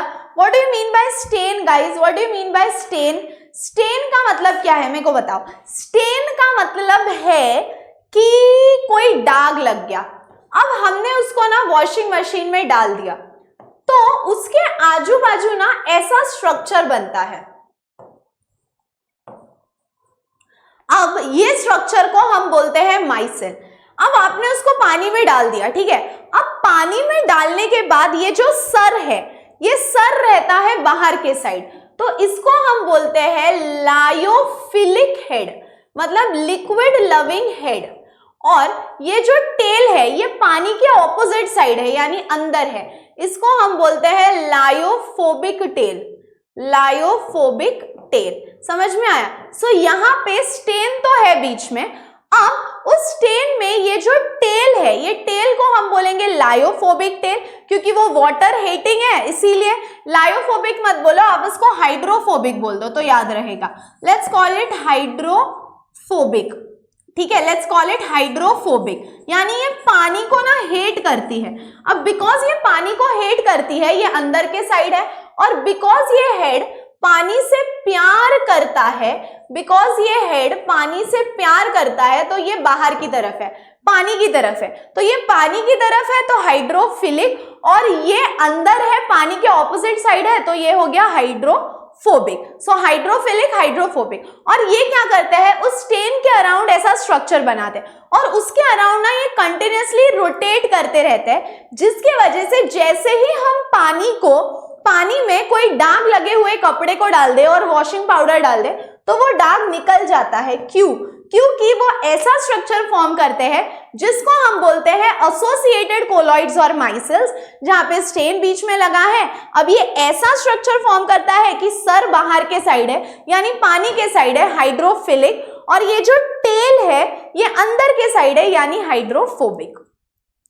ठीक है, so on the basis of its structure we have classified it into 3: multimolecular, macromolecular और एसोसिएटेड कोलॉइड्स। ठीक है, एसोसिएटेड कोलॉइड्स। चलो उसके बाद नेक्स्ट है प्रेपरेशन ऑफ कोलॉइड, कि यार ये कोलॉइड बनता कैसे है। सो सबसे पहले हम कोलॉइड को बना सकते हैं बाय केमिकल रिएक्शन। अब आप सिर्फ इतनी ये वाली भी करो तो सफिशिएंट है। सो केमिकल, क्योंकि यहाँ से बहुत क्वेश्चन रह रहता है, मैं चैप्टर के एंड में बताऊंगी क्वेश्चंस कहाँ से आते हैं। अब ये केमिकल रिएक्शन कैसे होती है, तो SO2 को डाल दो H2S में। अब ध्यान से सुनो, SO2 को H2S में डाल दिया तो क्या होगा, ये 2H2 और ये 2O मिलके बना दिया 2H2O। कितने S रह गए, 1, और ये इधर के 2, यानी 3 S रह गए, तो इसको हम बोलेंगे 3S। तो बॉस यहाँ पे हो क्या रहा है, ये 2H2 और ये 2O मिलके दे दिया 2H2O, ये इधर का एक S और ये 2S मिलकर दे दिया 3S। इसको हम बोलेंगे केमिकल मेथड्स। ठीक है, मतलब by making it by chemical method. Next है preparation of colloid by Bredig's arc method, इसको हम बोलते हैं, या इलेक्ट्रिकल डिसइंटीग्रेशन। अब यहाँ पे डायग्राम ध्यान से देखो, ये बड़ा सा कंटेनर है। ठीक है, अब ये बड़े से कंटेनर में हमने आइस डाल दिया है, फिर उसके अंदर फिट कर दिया छोटा सा कंटेनर, और वो छोटे से कंटेनर में हमने डाल दिया वाटर। यहाँ पे कोलॉइड कैसे बनेगा देखो, बड़ा सा कंटेनर लिया, उसमें डाल दिया आइस, उसमें छोटा सा कंटेनर ले लिया, उसमें डाल दिया वाटर, और ये जो मेटल है, ये मेटल से ये आर्क बना है, इसको हम बोलेंगे मेटल इलेक्ट्रोड। क्या बोलेंगे, मेटल इलेक्ट्रोड्स। ठीक है, ये जो ऐसा आर्क बना है ना पानी में, मेटल इलेक्ट्रोड। अब हम क्या करेंगे बॉस, ध्यान से सुनो, इस मेटल इलेक्ट्रोड जो है, ये मेटल इलेक्ट्रोड को हम हीट करना शुरू कर देंगे। अब जैसे ही वो हीट होना शुरू हो जाएगा तो वहां पे हो जाएगा वेपराइजेशन, क्योंकि उसका कन्वर्जन होगा वेपर में, तो वहां पे हो गया वेपराइजेशन। उसके बाद वो पार्टिकल्स अब बाहर भागने की तो कोशिश कर रहे, लेकिन वो बाहर भाग ही नहीं पा रहे। बाहर भाग क्यों नहीं पा रहे, क्योंकि यार आइस तो ठंडा है ना, तो आइस उसको नीचे लेके आ रहा है, तो नीचे हो रहा है कंडेंसेशन। तो अब हुआ क्या देखो, ये जो है बड़ा आइस का डब्बा है बाहर और अंदर पानी है। जैसे ही हमने ये मेटल का इलेक्ट्रोड उसमें डाला और उसको हीट करना शुरू किया, ये गरम गरम होके बाहर भागने की कोशिश किया, लेकिन वेपराइजेशन हुआ, लेकिन वो बाहर भाग ही नहीं पाया। क्यों? क्योंकि ये आइस ने उसको कूल डाउन करके फिर से नीचे बुला लिया। अब आइस ने उसको कूल डाउन करके फिर से नीचे बुला लिया, यानी नीचे सेटल हुए जो पार्टिकल्स है उसको हम बोलेंगे कोलॉइडल पार्टिकल्स। अब अगर ये मेटल आर्क गोल्ड का बना होता तो नीचे जो कोलॉइड बनता वो होता गोल्ड का सोल। सोल यानी कोलॉइड बोल लो उसको। अगर ये कॉपर का होता तो नीचे होता कॉपर का कोलॉइड, अगर ये प्लैटिनम का इलेक्ट्रोड होता तो प्लैटिनम का बन जाता। सो कौन सा कोलॉइड बन रहा है, that will depend on the electrode. So कुछ नहीं है, बड़ा आइस का डब्बा, उसमें पानी और उसमें इलेक्ट्रोड। अब जैसे ही वो इलेक्ट्रोड हीट हुआ वेपराइजेशन होगा, लेकिन आइस उसको बाहर नहीं जाने देगा, यानी बॉस यहाँ पे हो गया कंडेंसेशन। अब क्या होगा, वो पार्टिकल सेटल होके फिर से नीचे आ गए, और ये जो नीचे सेटल हुए वाले पार्टिकल्स है त्याला आपण म्हणतो ब्रिग्स आर्क मेथड से बना हुआ कोलॉइडल सॉल्यूशन। ये डायग्राम आपके लिए इंपॉर्टेंट है, ठीक है। चलो पढ़ते हैं। Electrical disintegration by Bredig's arc process. The process involves vaporization as well as condensation. Gold soles such of metals such as gold soles नहीं, colloidal soles of metals such as gold, silver, platinum can be prepared by this method, ठीक है। अब कौन सा बनेगा वो इस arc पे डिपेंड करेगा। आर्क गोल्ड का ले लिया तो गोल्ड का बनेगा, सिल्वर का ले लिया तो सिल्वर का, प्लैटिनम का ले लिया तो प्लैटिनम का। चलो नेक्स्ट है preparation of colloid by peptisation. अब ये पेप्टाइजेशन प्रोसेस में क्या होता है, तो आपको कुछ नहीं करना है, आपको क्या करना है, यहाँ पे एक टेस्ट ट्यूब ले लो। मान लो ये टेस्ट ट्यूब में ऑलरेडी आपने बहुत क्वांटिटी में एक लिक्विड ले लिया है, और मैंने आपको बोला था बहुत सारा लिक्विड जब होता है उस बहुत सारे लिक्विड को हम बोलते हैं डिस्पर्जन मीडियम। क्या बोलते हैं हम, डिस्पर्जन मीडियम। सो बहुत क्वांटिटी में होगा तो डिस्पर्जन मीडियम। सो ये रहा टेस्ट ट्यूब, यहाँ पे कोई लिक्विड ले लिया जो बहुत क्वांटिटी में है तो वो हुआ डिस्पर्जन मीडियम। अब हम क्या करेंगे, उसमें थोड़ा सा इलेक्ट्रोलाइट डाल देंगे, थोड़ा सा इलेक्ट्रोलाइट। इलेक्ट्रोलाइट का मतलब मैं अब तक 3 बार बता चुकी हूँ, जो पॉजिटिव और नेगेटिव में स्प्लिट होता है। अब वो जो इलेक्ट्रोलाइट है वो क्या बोलकर एक्ट करता है, तो बॉस वो इलेक्ट्रोलाइट एक्ट करता है एज अ पेप्टाइजिंग एजेंट, यानी वो कोलॉइड को नीचे सेटल होने में एक कैटलिस्ट टाइप लगेगा ना, सो ये इलेक्ट्रोलाइट कैटलिस्ट बोलकर एक्ट करता है। सो पेप्टाइजेशन में हमने कुछ नहीं किया, एक लिक्विड ले लिया ज्यादा क्वांटिटी में जिसको बोलेंगे डिस्पर्जन मीडियम, अब उसमें डाल दिया इलेक्ट्रोलाइट। इलेक्ट्रोलाइट का मतलब है कि जो पॉजिटिव और नेगेटिव में स्प्लिट हुआ, और वो इलेक्ट्रोलाइट एक्ट करेगा एज अ पेप्टाइजिंग एजेंट। अब उसको शेक कर दो, शेक कर दो, शेक कर दो, और शेक करने के बाद क्या होगा, आपको शेक करने के बाद देखो a small quantity of electrolyte हम क्यों डाल रहे हैं, तो इलेक्ट्रोलाइट डालो और उसको शेक करो, शेक करो, शेक करो। अब डिस्पर्जन मीडियम में इलेक्ट्रोलाइट डाल के शेक किया, तो वो क्यों किया, क्योंकि हमको उस कोलॉइड को स्टेबल करना था। सो वो कोलॉइड को स्टेबल करने के लिए हमको जरूरत पड़ी इलेक्ट्रोलाइट की। अब उसके बाद ये तो यहां तक तो क्लियर है। अब शेक किया, शेक किया, शेक किया, वहां पे जो बनेगा वो हुआ आपका कोलॉइडल सॉल्यूशन। अब थोड़ा सा इलेक्ट्रोलाइट डाल दिया तो कोलॉइडल सॉल्यूशन बन गया।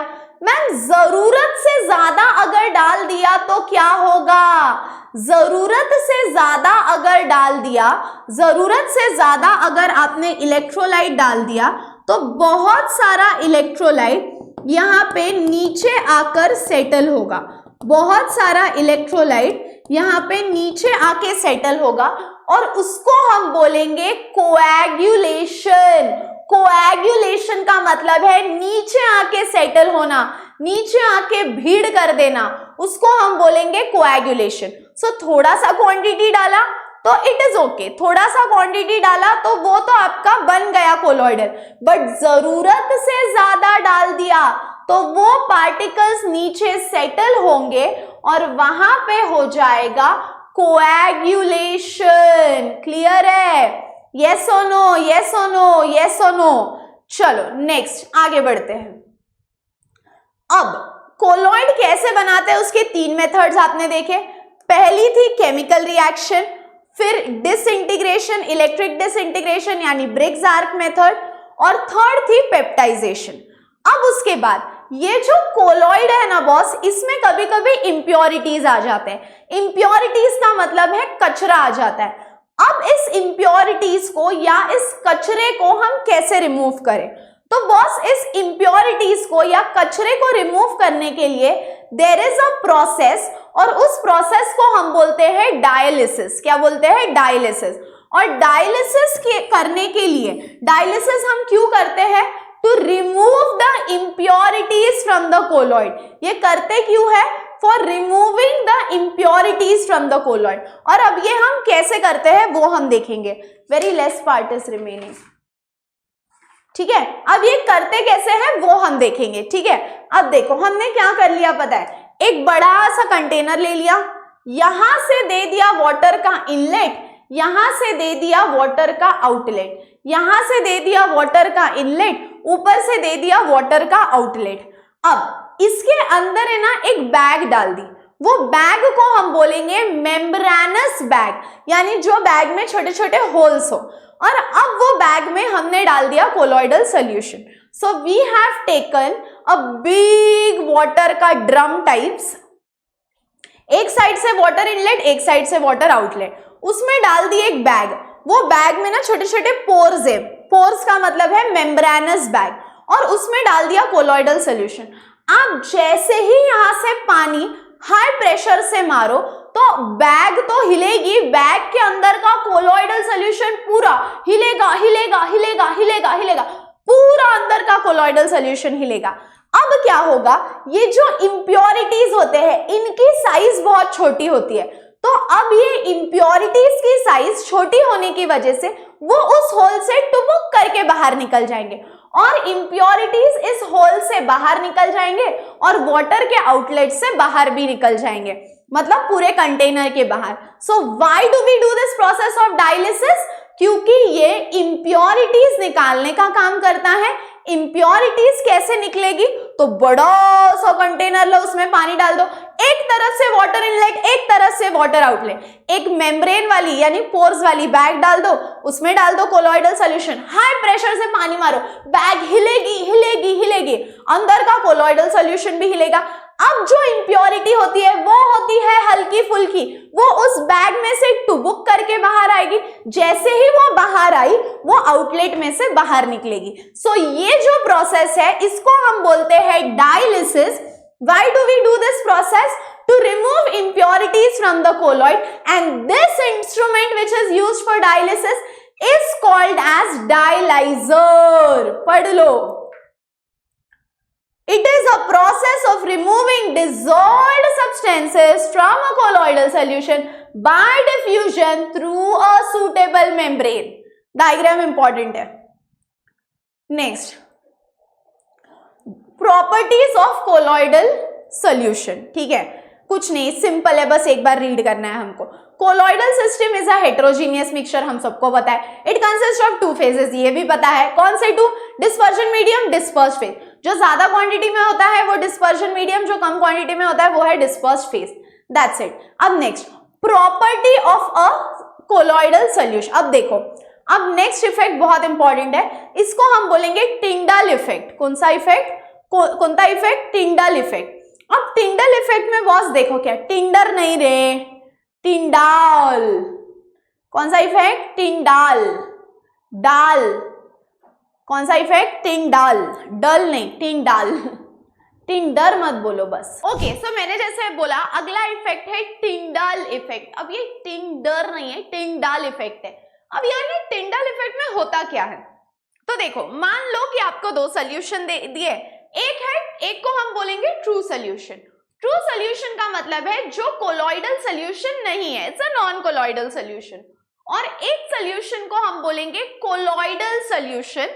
लेकिन अब दोनों सोल्यूशन आपको बीकर्स में दे दिए, लेकिन अब हमको तो पता ही नहीं है कौन सा ट्रू सोल्यूशन है और कौन सा कोलॉइडल है, यानी नॉन कोलॉइडल कौन सा है और कोलॉइडल कौन सा है। तो यार हम क्या करेंगे, उसमें से हम पास करेंगे बीम ऑफ लाइट। अब बीम ऑफ लाइट पास करने के बाद क्या होगा? सो बेसिकली ये जो है इसको हम बोलेंगे लाइट सोर्स, जहां से लाइट बाहर निकल रही है। अब यहाँ पे होगा क्या? लाइट बाहर निकल गई। अब वो लाइट जब ट्रू सोल्यूशन, ट्रू का मतलब है जो सोल्यूशन कोलॉइडल नहीं है, जब वो लाइट उसके थ्रू पास करेगी, जैसे ये एरिया से लाइट पास कर दी which is not a colloidal solution, आपको बस इतना पता चलेगा कि ओके यहां से लाइट गई है, अंदर क्या क्या है ये नहीं दिखेगा, बट अगर वो एक कोलॉइडल सॉल्यूशन होगा तो क्या होगा, तो यहां पे आपको size of particle, number of particle, कितने पार्टिकल डिस्पर्स फेज के हैं, कितने पार्टिकल डिस्पर्जन मीडियम के हैं, ये सब कुछ क्लियरली दिखेगा. सो इफ यू ओनली सी की अच्छा बाबा लाईट इतक्या एरिया मधून पास झाली आहे, तर तो झाला तुमचा नॉन कोलॉइडल सोल्युशन म्हणजे ट्रू सोल्युशन. पण आतमध्ये काय कार्यक्रम सुरू आहे हे जर तुम्हाला सगळं डिटेल मध्ये दिसलं की ओ किती पार्टिकल्स आहे, पार्टिकलची साइज किती आहे, सो हा आतला कार्यक्रम एकदम नीट दिसला कि अंदर कितने पार्टिकल्स है और उन पार्टिकल्स के बारे में सारी डिटेल, तो उसको हम बोलेंगे कोलॉइडल सॉल्यूशन. सो बेसिकली हम ये टिंडल इफेक्ट पढ़ते क्यों है, तो ये टिंडल इफेक्ट हम पढ़ते हैं to distinguish between true solution and colloidal solution. तो हमको पता चलना चाहिए ना ये ट्रू है ये कोलॉइडल है, सो उसको डिस्टिंग्विश करने के लिए हम पढ़ते हैं ये टिंडल इफेक्ट. और because it is related to light we call it as optical activity. So optical activity का मतलब है because it is related to light. अब एक बार हम पढ़ लेंगे फिर हम आगे बढ़ेंगे. Tyndall effect is observed when light passes through a true solution. The path of light cannot be detected. मैंने बोला ना बस पता चलेगा कि इतने पैच में से गई है, क्या क्या है अंदर, कितनी लाइट गई है ये कुछ नहीं पता चलेगा, बस पता चलेगा अच्छा बस लाइट यहां से गई है, बाकी you will not get any details about it. लेकिन अगर लाइट कोलॉइडल सॉल्यूशन से पास हुई तो क्या होगा, however if the light passes through a colloidal solution or colloidal dispersion, the particles scatter some light in all the directions and the path of light through the colloidal dispersion becomes visible. आपको पता चलेगा कि light इतने area में से गई है, इतनी लाइट गई है, और ये जो फिनोमिनन है जहां पे ये लाइट जाके स्कैटर होती है, so this phenomenon of scattering of light by colloidal particles, और ये लाइट जो है वो क्लियरली विजिबल होती है थ्रू द कोलॉइडल सॉल्यूशन.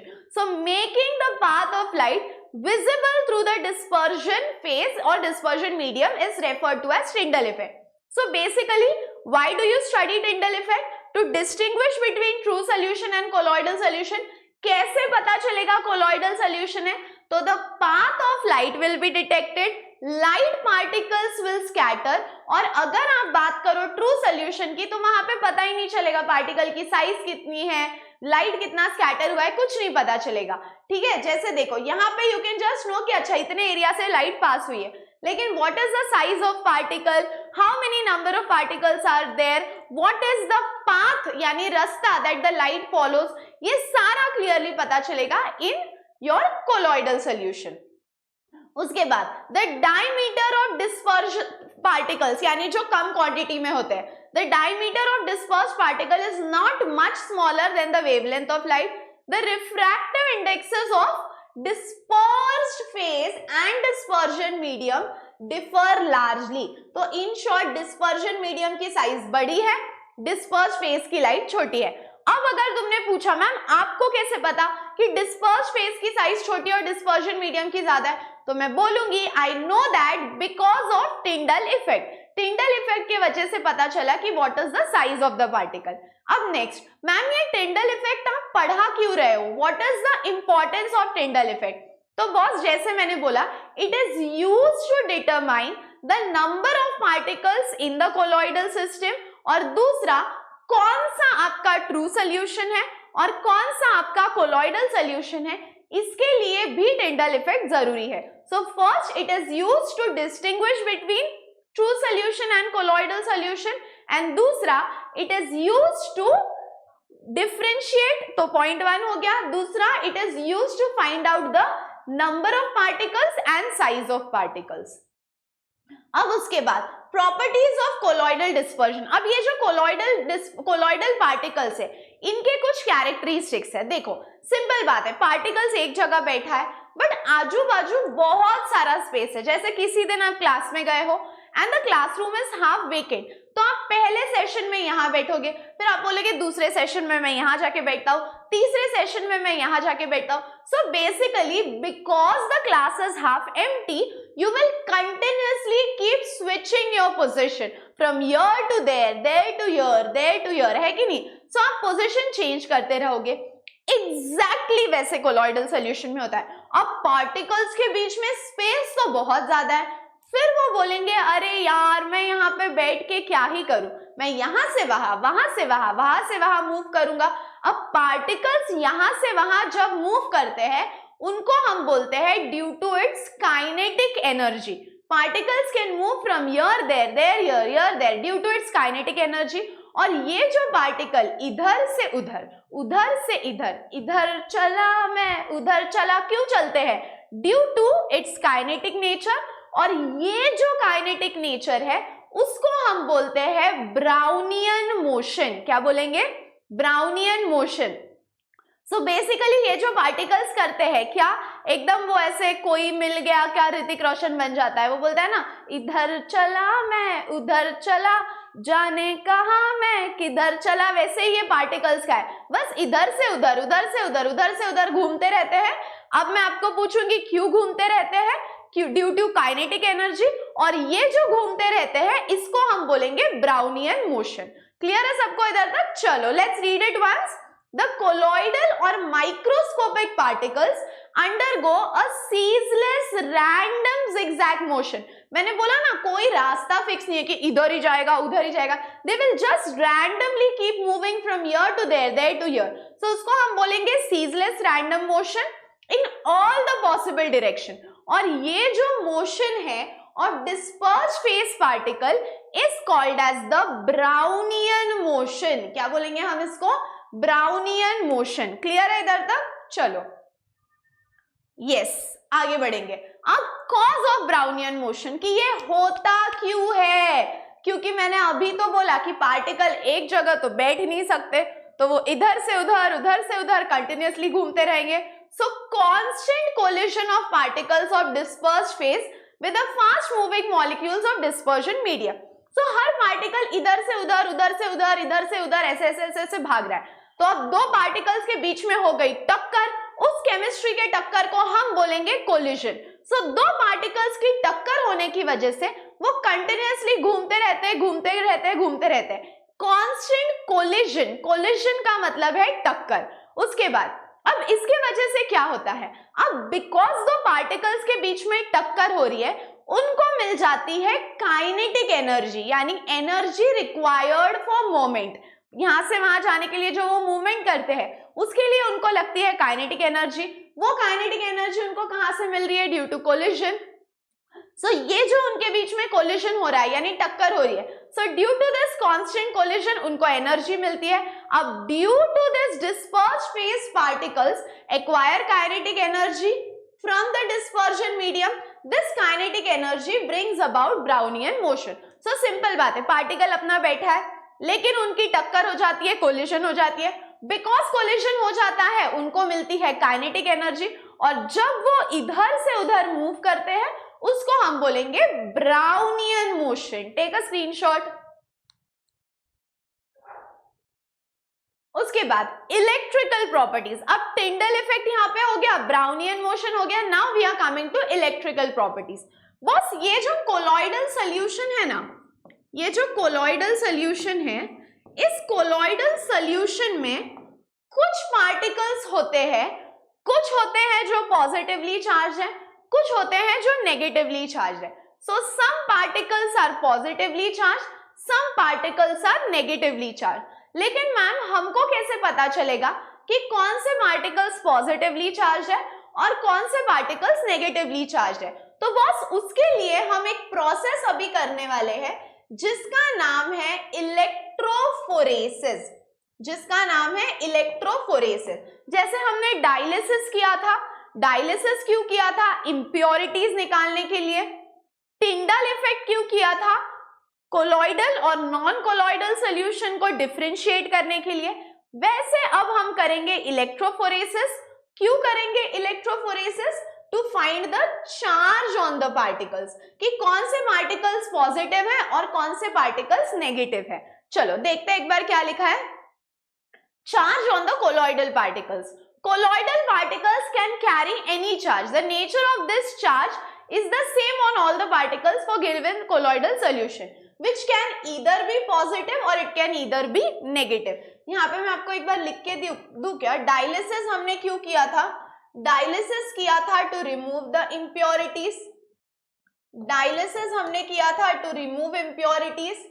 फिर उसके बाद हमने किया था टिंडल इफेक्ट, टिंडल हमने क्यों किया था? To differentiate between true solution and colloidal solution. और फिर हमने कर दिया अभी इलेक्ट्रोफोरेसिस। क्यों सीख रहे हैं electrophoresis? To find out the charge on the particles,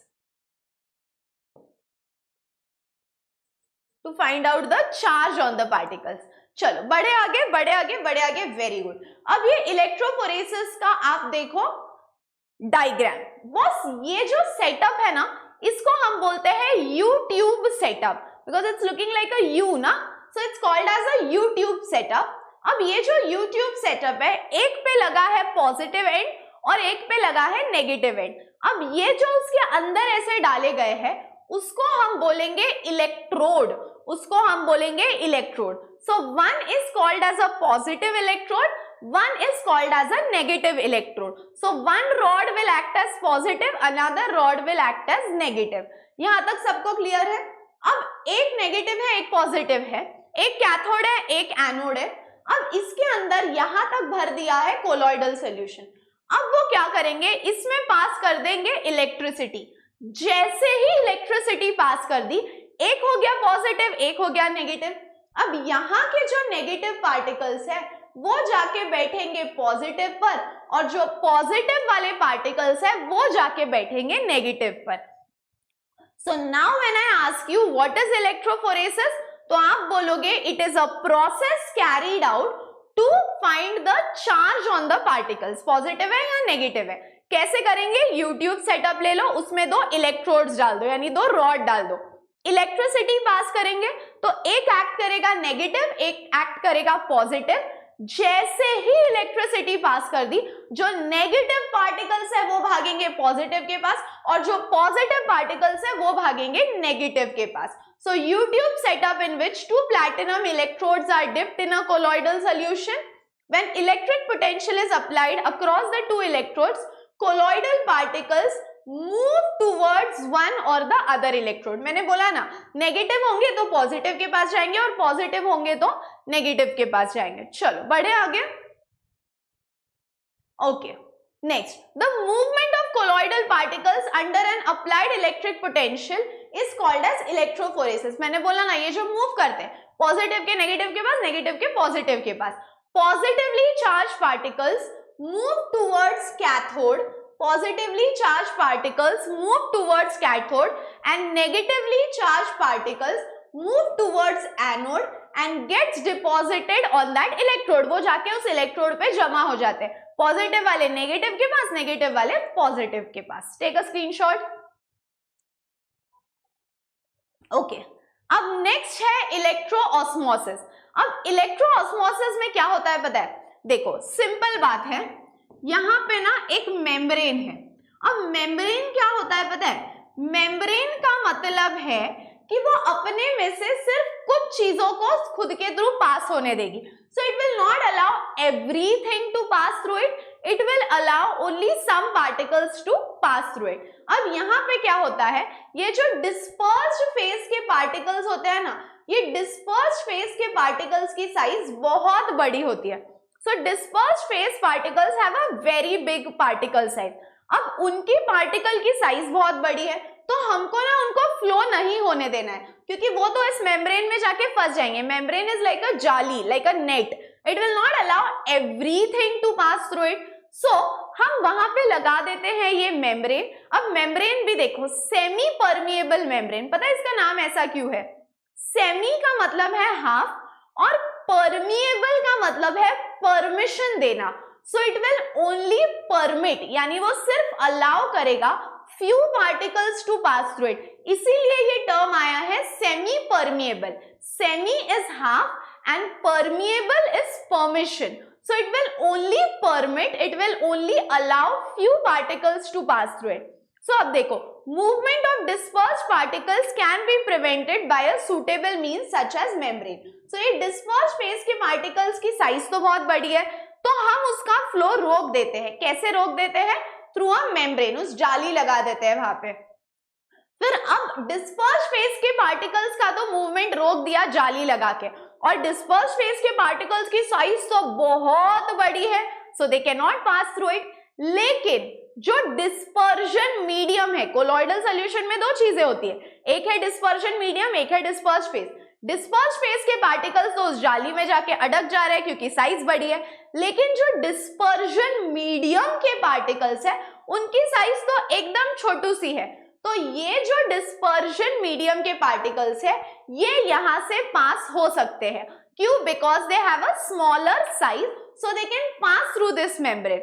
और ये जो डिस्पर्जन मीडियम के पार्टिकल्स है इनका जो मूवमेंट है उसको हम बोलेंगे इलेक्ट्रोऑस्मोसिस. सो जब मैं पूछूं व्हाट इज इलेक्ट्रोऑस्मोसिस तो आप बोलोगे मैम एक मेम्ब्रेन लगी हुई है, उस मेम्ब्रेन से डिस्पर्स फेज के पार्टिकल्स नहीं जा सकते. मैं पूछूंगी क्यों नहीं जा सकते, तो तुम बोलोगे ma'am because the size of the particle is very large. So what will happen? Disperse phase particles तो जा नहीं सकते, but now when you apply electric field, यानी जब आप उसको करंट दो, डिस्पर्जन मीडियम के पार्टिकल्स जा सकते हैं. क्यों जा सकते हैं? Because they have a smaller size and they can easily pass through it. And this effect या दिस पूरा phenomenon is called as electroosmosis. एक बार पढ़ लेंगे हम. Movement of dispersed particles can be prevented by suitable means such as use of membrane. This is observed that dispersion medium begins to move in the electric field and this term is called as electroosmosis. Dispersed phase को नहीं जाने दिया तो किसने जाना शुरू कर दिया? डिस्पर्जन मीडियम ने. और ये जो फ्लो ऑफ डिस्पर्जन मीडियम के पार्टिकल्स है उसको हम बोलेंगे इलेक्ट्रोऑस्मोसिस. चलो बढ़ते आगे.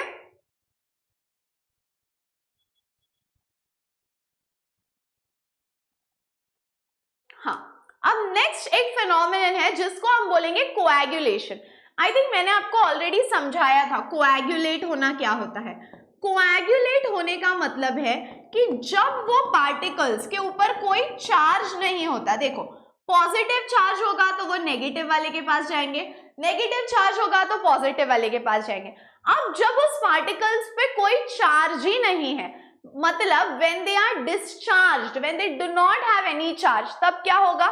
तब these particles will come and settle down. और ये जो settling down of particles है इसको हम बोलते हैं coagulation. So coagulate होना यानी नीचे आके settle होना. और वो नीचे आके settle क्यों हो रहे हैं? Because there is no charge on the particles. So हम coagulation को कैसे बोलेंगे? When the particles are completely discharged, यानी they have no charge, they will come and settle at the bottom. और ये जो bottom पे आके settle होते हैं उसको हम बोलेंगे coagulation.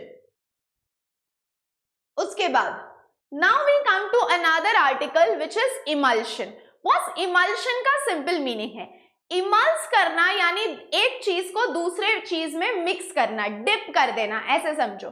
सो इमल्स करना यानी two liquids are mix together, एक लिक्विड को दूसरे लिक्विड में मिक्स कर दिया, इसको हम बोलेंगे इमल्शन.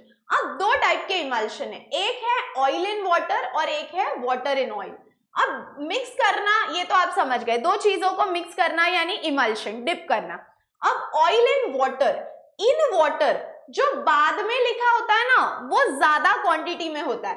सो यहाँ पे वाटर ज्यादा क्वांटिटी में है, तो और जो ज्यादा क्वांटिटी में होता है उसको हम बोलते हैं मीडियम. तो ये हो गया डिस्पर्जन मीडियम. तो आप कैसे याद रखोगे? जो बाद में वर्ड लिखा होता है ऑयल इन वाटर, तो जो बाद में लिखा होता है वो ज्यादा क्वांटिटी में होता है. ठीक है, ये जो लिखा हुआ है बाद में वर्ड वो ज्यादा क्वांटिटी में. सो वाटर ज्यादा क्वांटिटी में यानी वाटर हो गया डिस्पर्जन मीडियम, और ऊपर से आपने डाल दिया ऑयल. तो जो वर्ड पहले लिखा होता है वो कम क्वांटिटी में होता है। इसका मतलब ऑयल कम क्वांटिटी में है और वाटर ज्यादा क्वांटिटी में। सो वाटर है एक ग्लास में और आपने ऊपर से ऑयल डाल दिया, तो वाटर वहां पे ज्यादा क्वांटिटी में है, इसीलिए वाटर हो गया आपका डिस्पर्जन मीडियम और ऑयल हो गया आपका डिस्पर्स्ड फेज। सो आप इसको ऐसे भी याद रख सकते हैं, ऑयल इन वाटर, जो बाद में लिखा होगा वो ज्यादा क्वांटिटी, जो पहले लिखा होगा वो कम क्वांटिटी। सो ज्यादा क्वांटिटी मतलब वाटर हुआ डिस्पर्जन मीडियम, ऑयल हुआ डिस्पर्स्ड फेज। और इमल्शन का मतलब है दो लिक्विड्स को एक दूसरे में मिक्स करना। So an emulsion in which dispersed phase is oil, देखो मैंने बोला ना जो कम क्वांटिटी में है वो dispersed phase and dispersion medium is water, उसको हम बोलेंगे emulsion of oil and water. अब दूसरा देखो, emulsion of water and oil. अब यहाँ पे बाद में लिखा है ऑयल, अब ऑयल बाद में लिखा है यानी ऑयल ज्यादा क्वांटिटी में है और ऑयल ज्यादा क्वांटिटी में है तो उसको हम बोलेंगे मीडियम। सो ऑयल ज्यादा क्वांटिटी में है तो वो हो गया मीडियम, और हमने ऊपर से डाल दिया वाटर, वाटर कम क्वांटिटी में है तो वाटर हो गया डिस्पर्स्ड फेज। ठीक है, एक बार पढ़ लो क्या लिखा है, N emulsion in which dispersed phase is water and dispersion medium is oil. जो बाद में वर्ड लिखा होगा मोर क्वांटिटी डिस्पर्जन मीडियम, जो पहले वर्ड लिखा होगा less quantity dispersed phase. Take a screenshot. अब देखो properties of emulsion.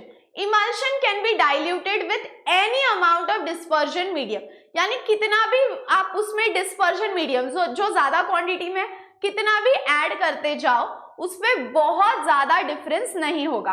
The droplets in emulsion are often negatively charge and can be precipitated by electrolyte. जो छोटे छोटे ड्रॉपलेट होते हैं वो नेगेटिवली चार्ज है और उनको हम प्रेसिपिटेट कर सकते हैं, यानी नीचे सेटल कर सकते हैं, कोएगुलेट कर सकते हैं। अब यहाँ पे ये जो इमल्शन है ये दोनों इफेक्ट दिखाते हैं, ब्राउनियन मोशन और टिंडल इफेक्ट। ब्राउनियन मतलब वो पार्टिकल्स इधर चला मैं उधर चला वाला, और टिंडल इफेक्ट मतलब वो लाइट वाला। ठीक है, और उसके बाद the two liquids in emulsion can be separated by heating, freezing और सेंट्रीफ्यूज। ठीक है, सो हम बेसिकली ये दोनों जो लिक्विड है ऑयल हो या वाटर, हम दोनों को अलग कर सकते हैं, इट इज पॉसिबल। ओके, सो पहला पॉइंट हम क्या लिखेंगे डिफरेंस में यानी प्रॉपर्टीज में, पार्टिकल्स नेगेटिवली चार्ज है, हम उनको नीचे सेटल कर सकते हैं। उसके बाद ये particles Brownian motion, Tyndall effect दोनों दिखाते हैं। और तीसरा हम उनको हीट या फ्रीजिंग करके डिफर भी कर सकते हैं, like we can separate them also. उसके बाद अब यहाँ पे you can just read this only, it is sufficient. कहाँ कहाँ यूज है, electrical precipitation of soap, purification of water. Purification of water में कैसे यूज है वो आपको एलम क्रिस्टल पता होगा, तुरटी जी अपन पाण्यात कचरा असेल तर आपण काय करतो, वो जो एलम क्रिस्टल है वो पानी के ऊपर अपन ऐसे घुमाते हैं, सो सारा कचरा नीचे जमा हो जाता है। So that is one more application, purification of water, medicine, rubber industry और फिर cleansing action of soap and detergent. Rubber industry, medicine, cleansing action of soap, purification of water और एक क्या था, इलेक्ट्रिकल प्रेसिपिटेशन ऑफ सोप।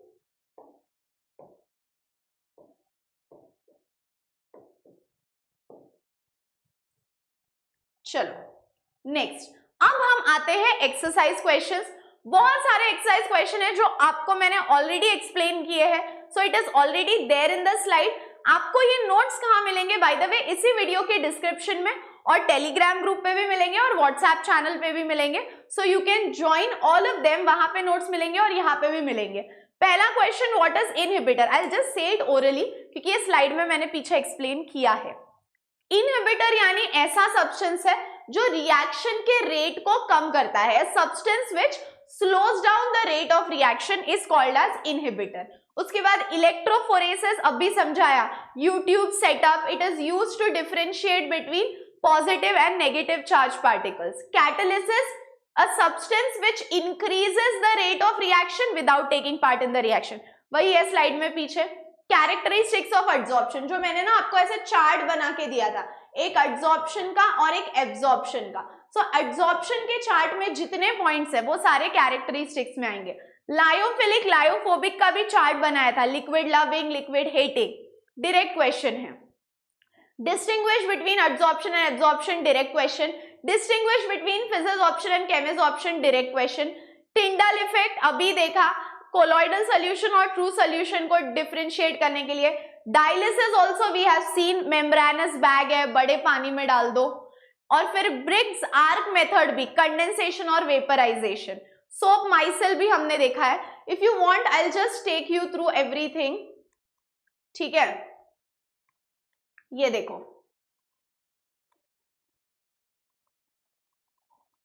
यहां से हम शुरू कर रहे थे। इंपॉर्टेंट क्या क्या है वो बता देती हूँ। फैक्टर्स अफेक्टिंग इंपॉर्टेंट है। फिजिक्स ऑप्शन और केमिस्ट ऑप्शन का यहाँ पे मैंने डिफरेंस लिख के दिया था, which is important. Absorption absorption का डिफरेंस लिख के दिया था, इंपॉर्टेंट है। उसके बाद ये फैक्टर्स इंपॉर्टेंट है। ये रही कैटालिसिस की डेफिनेशन।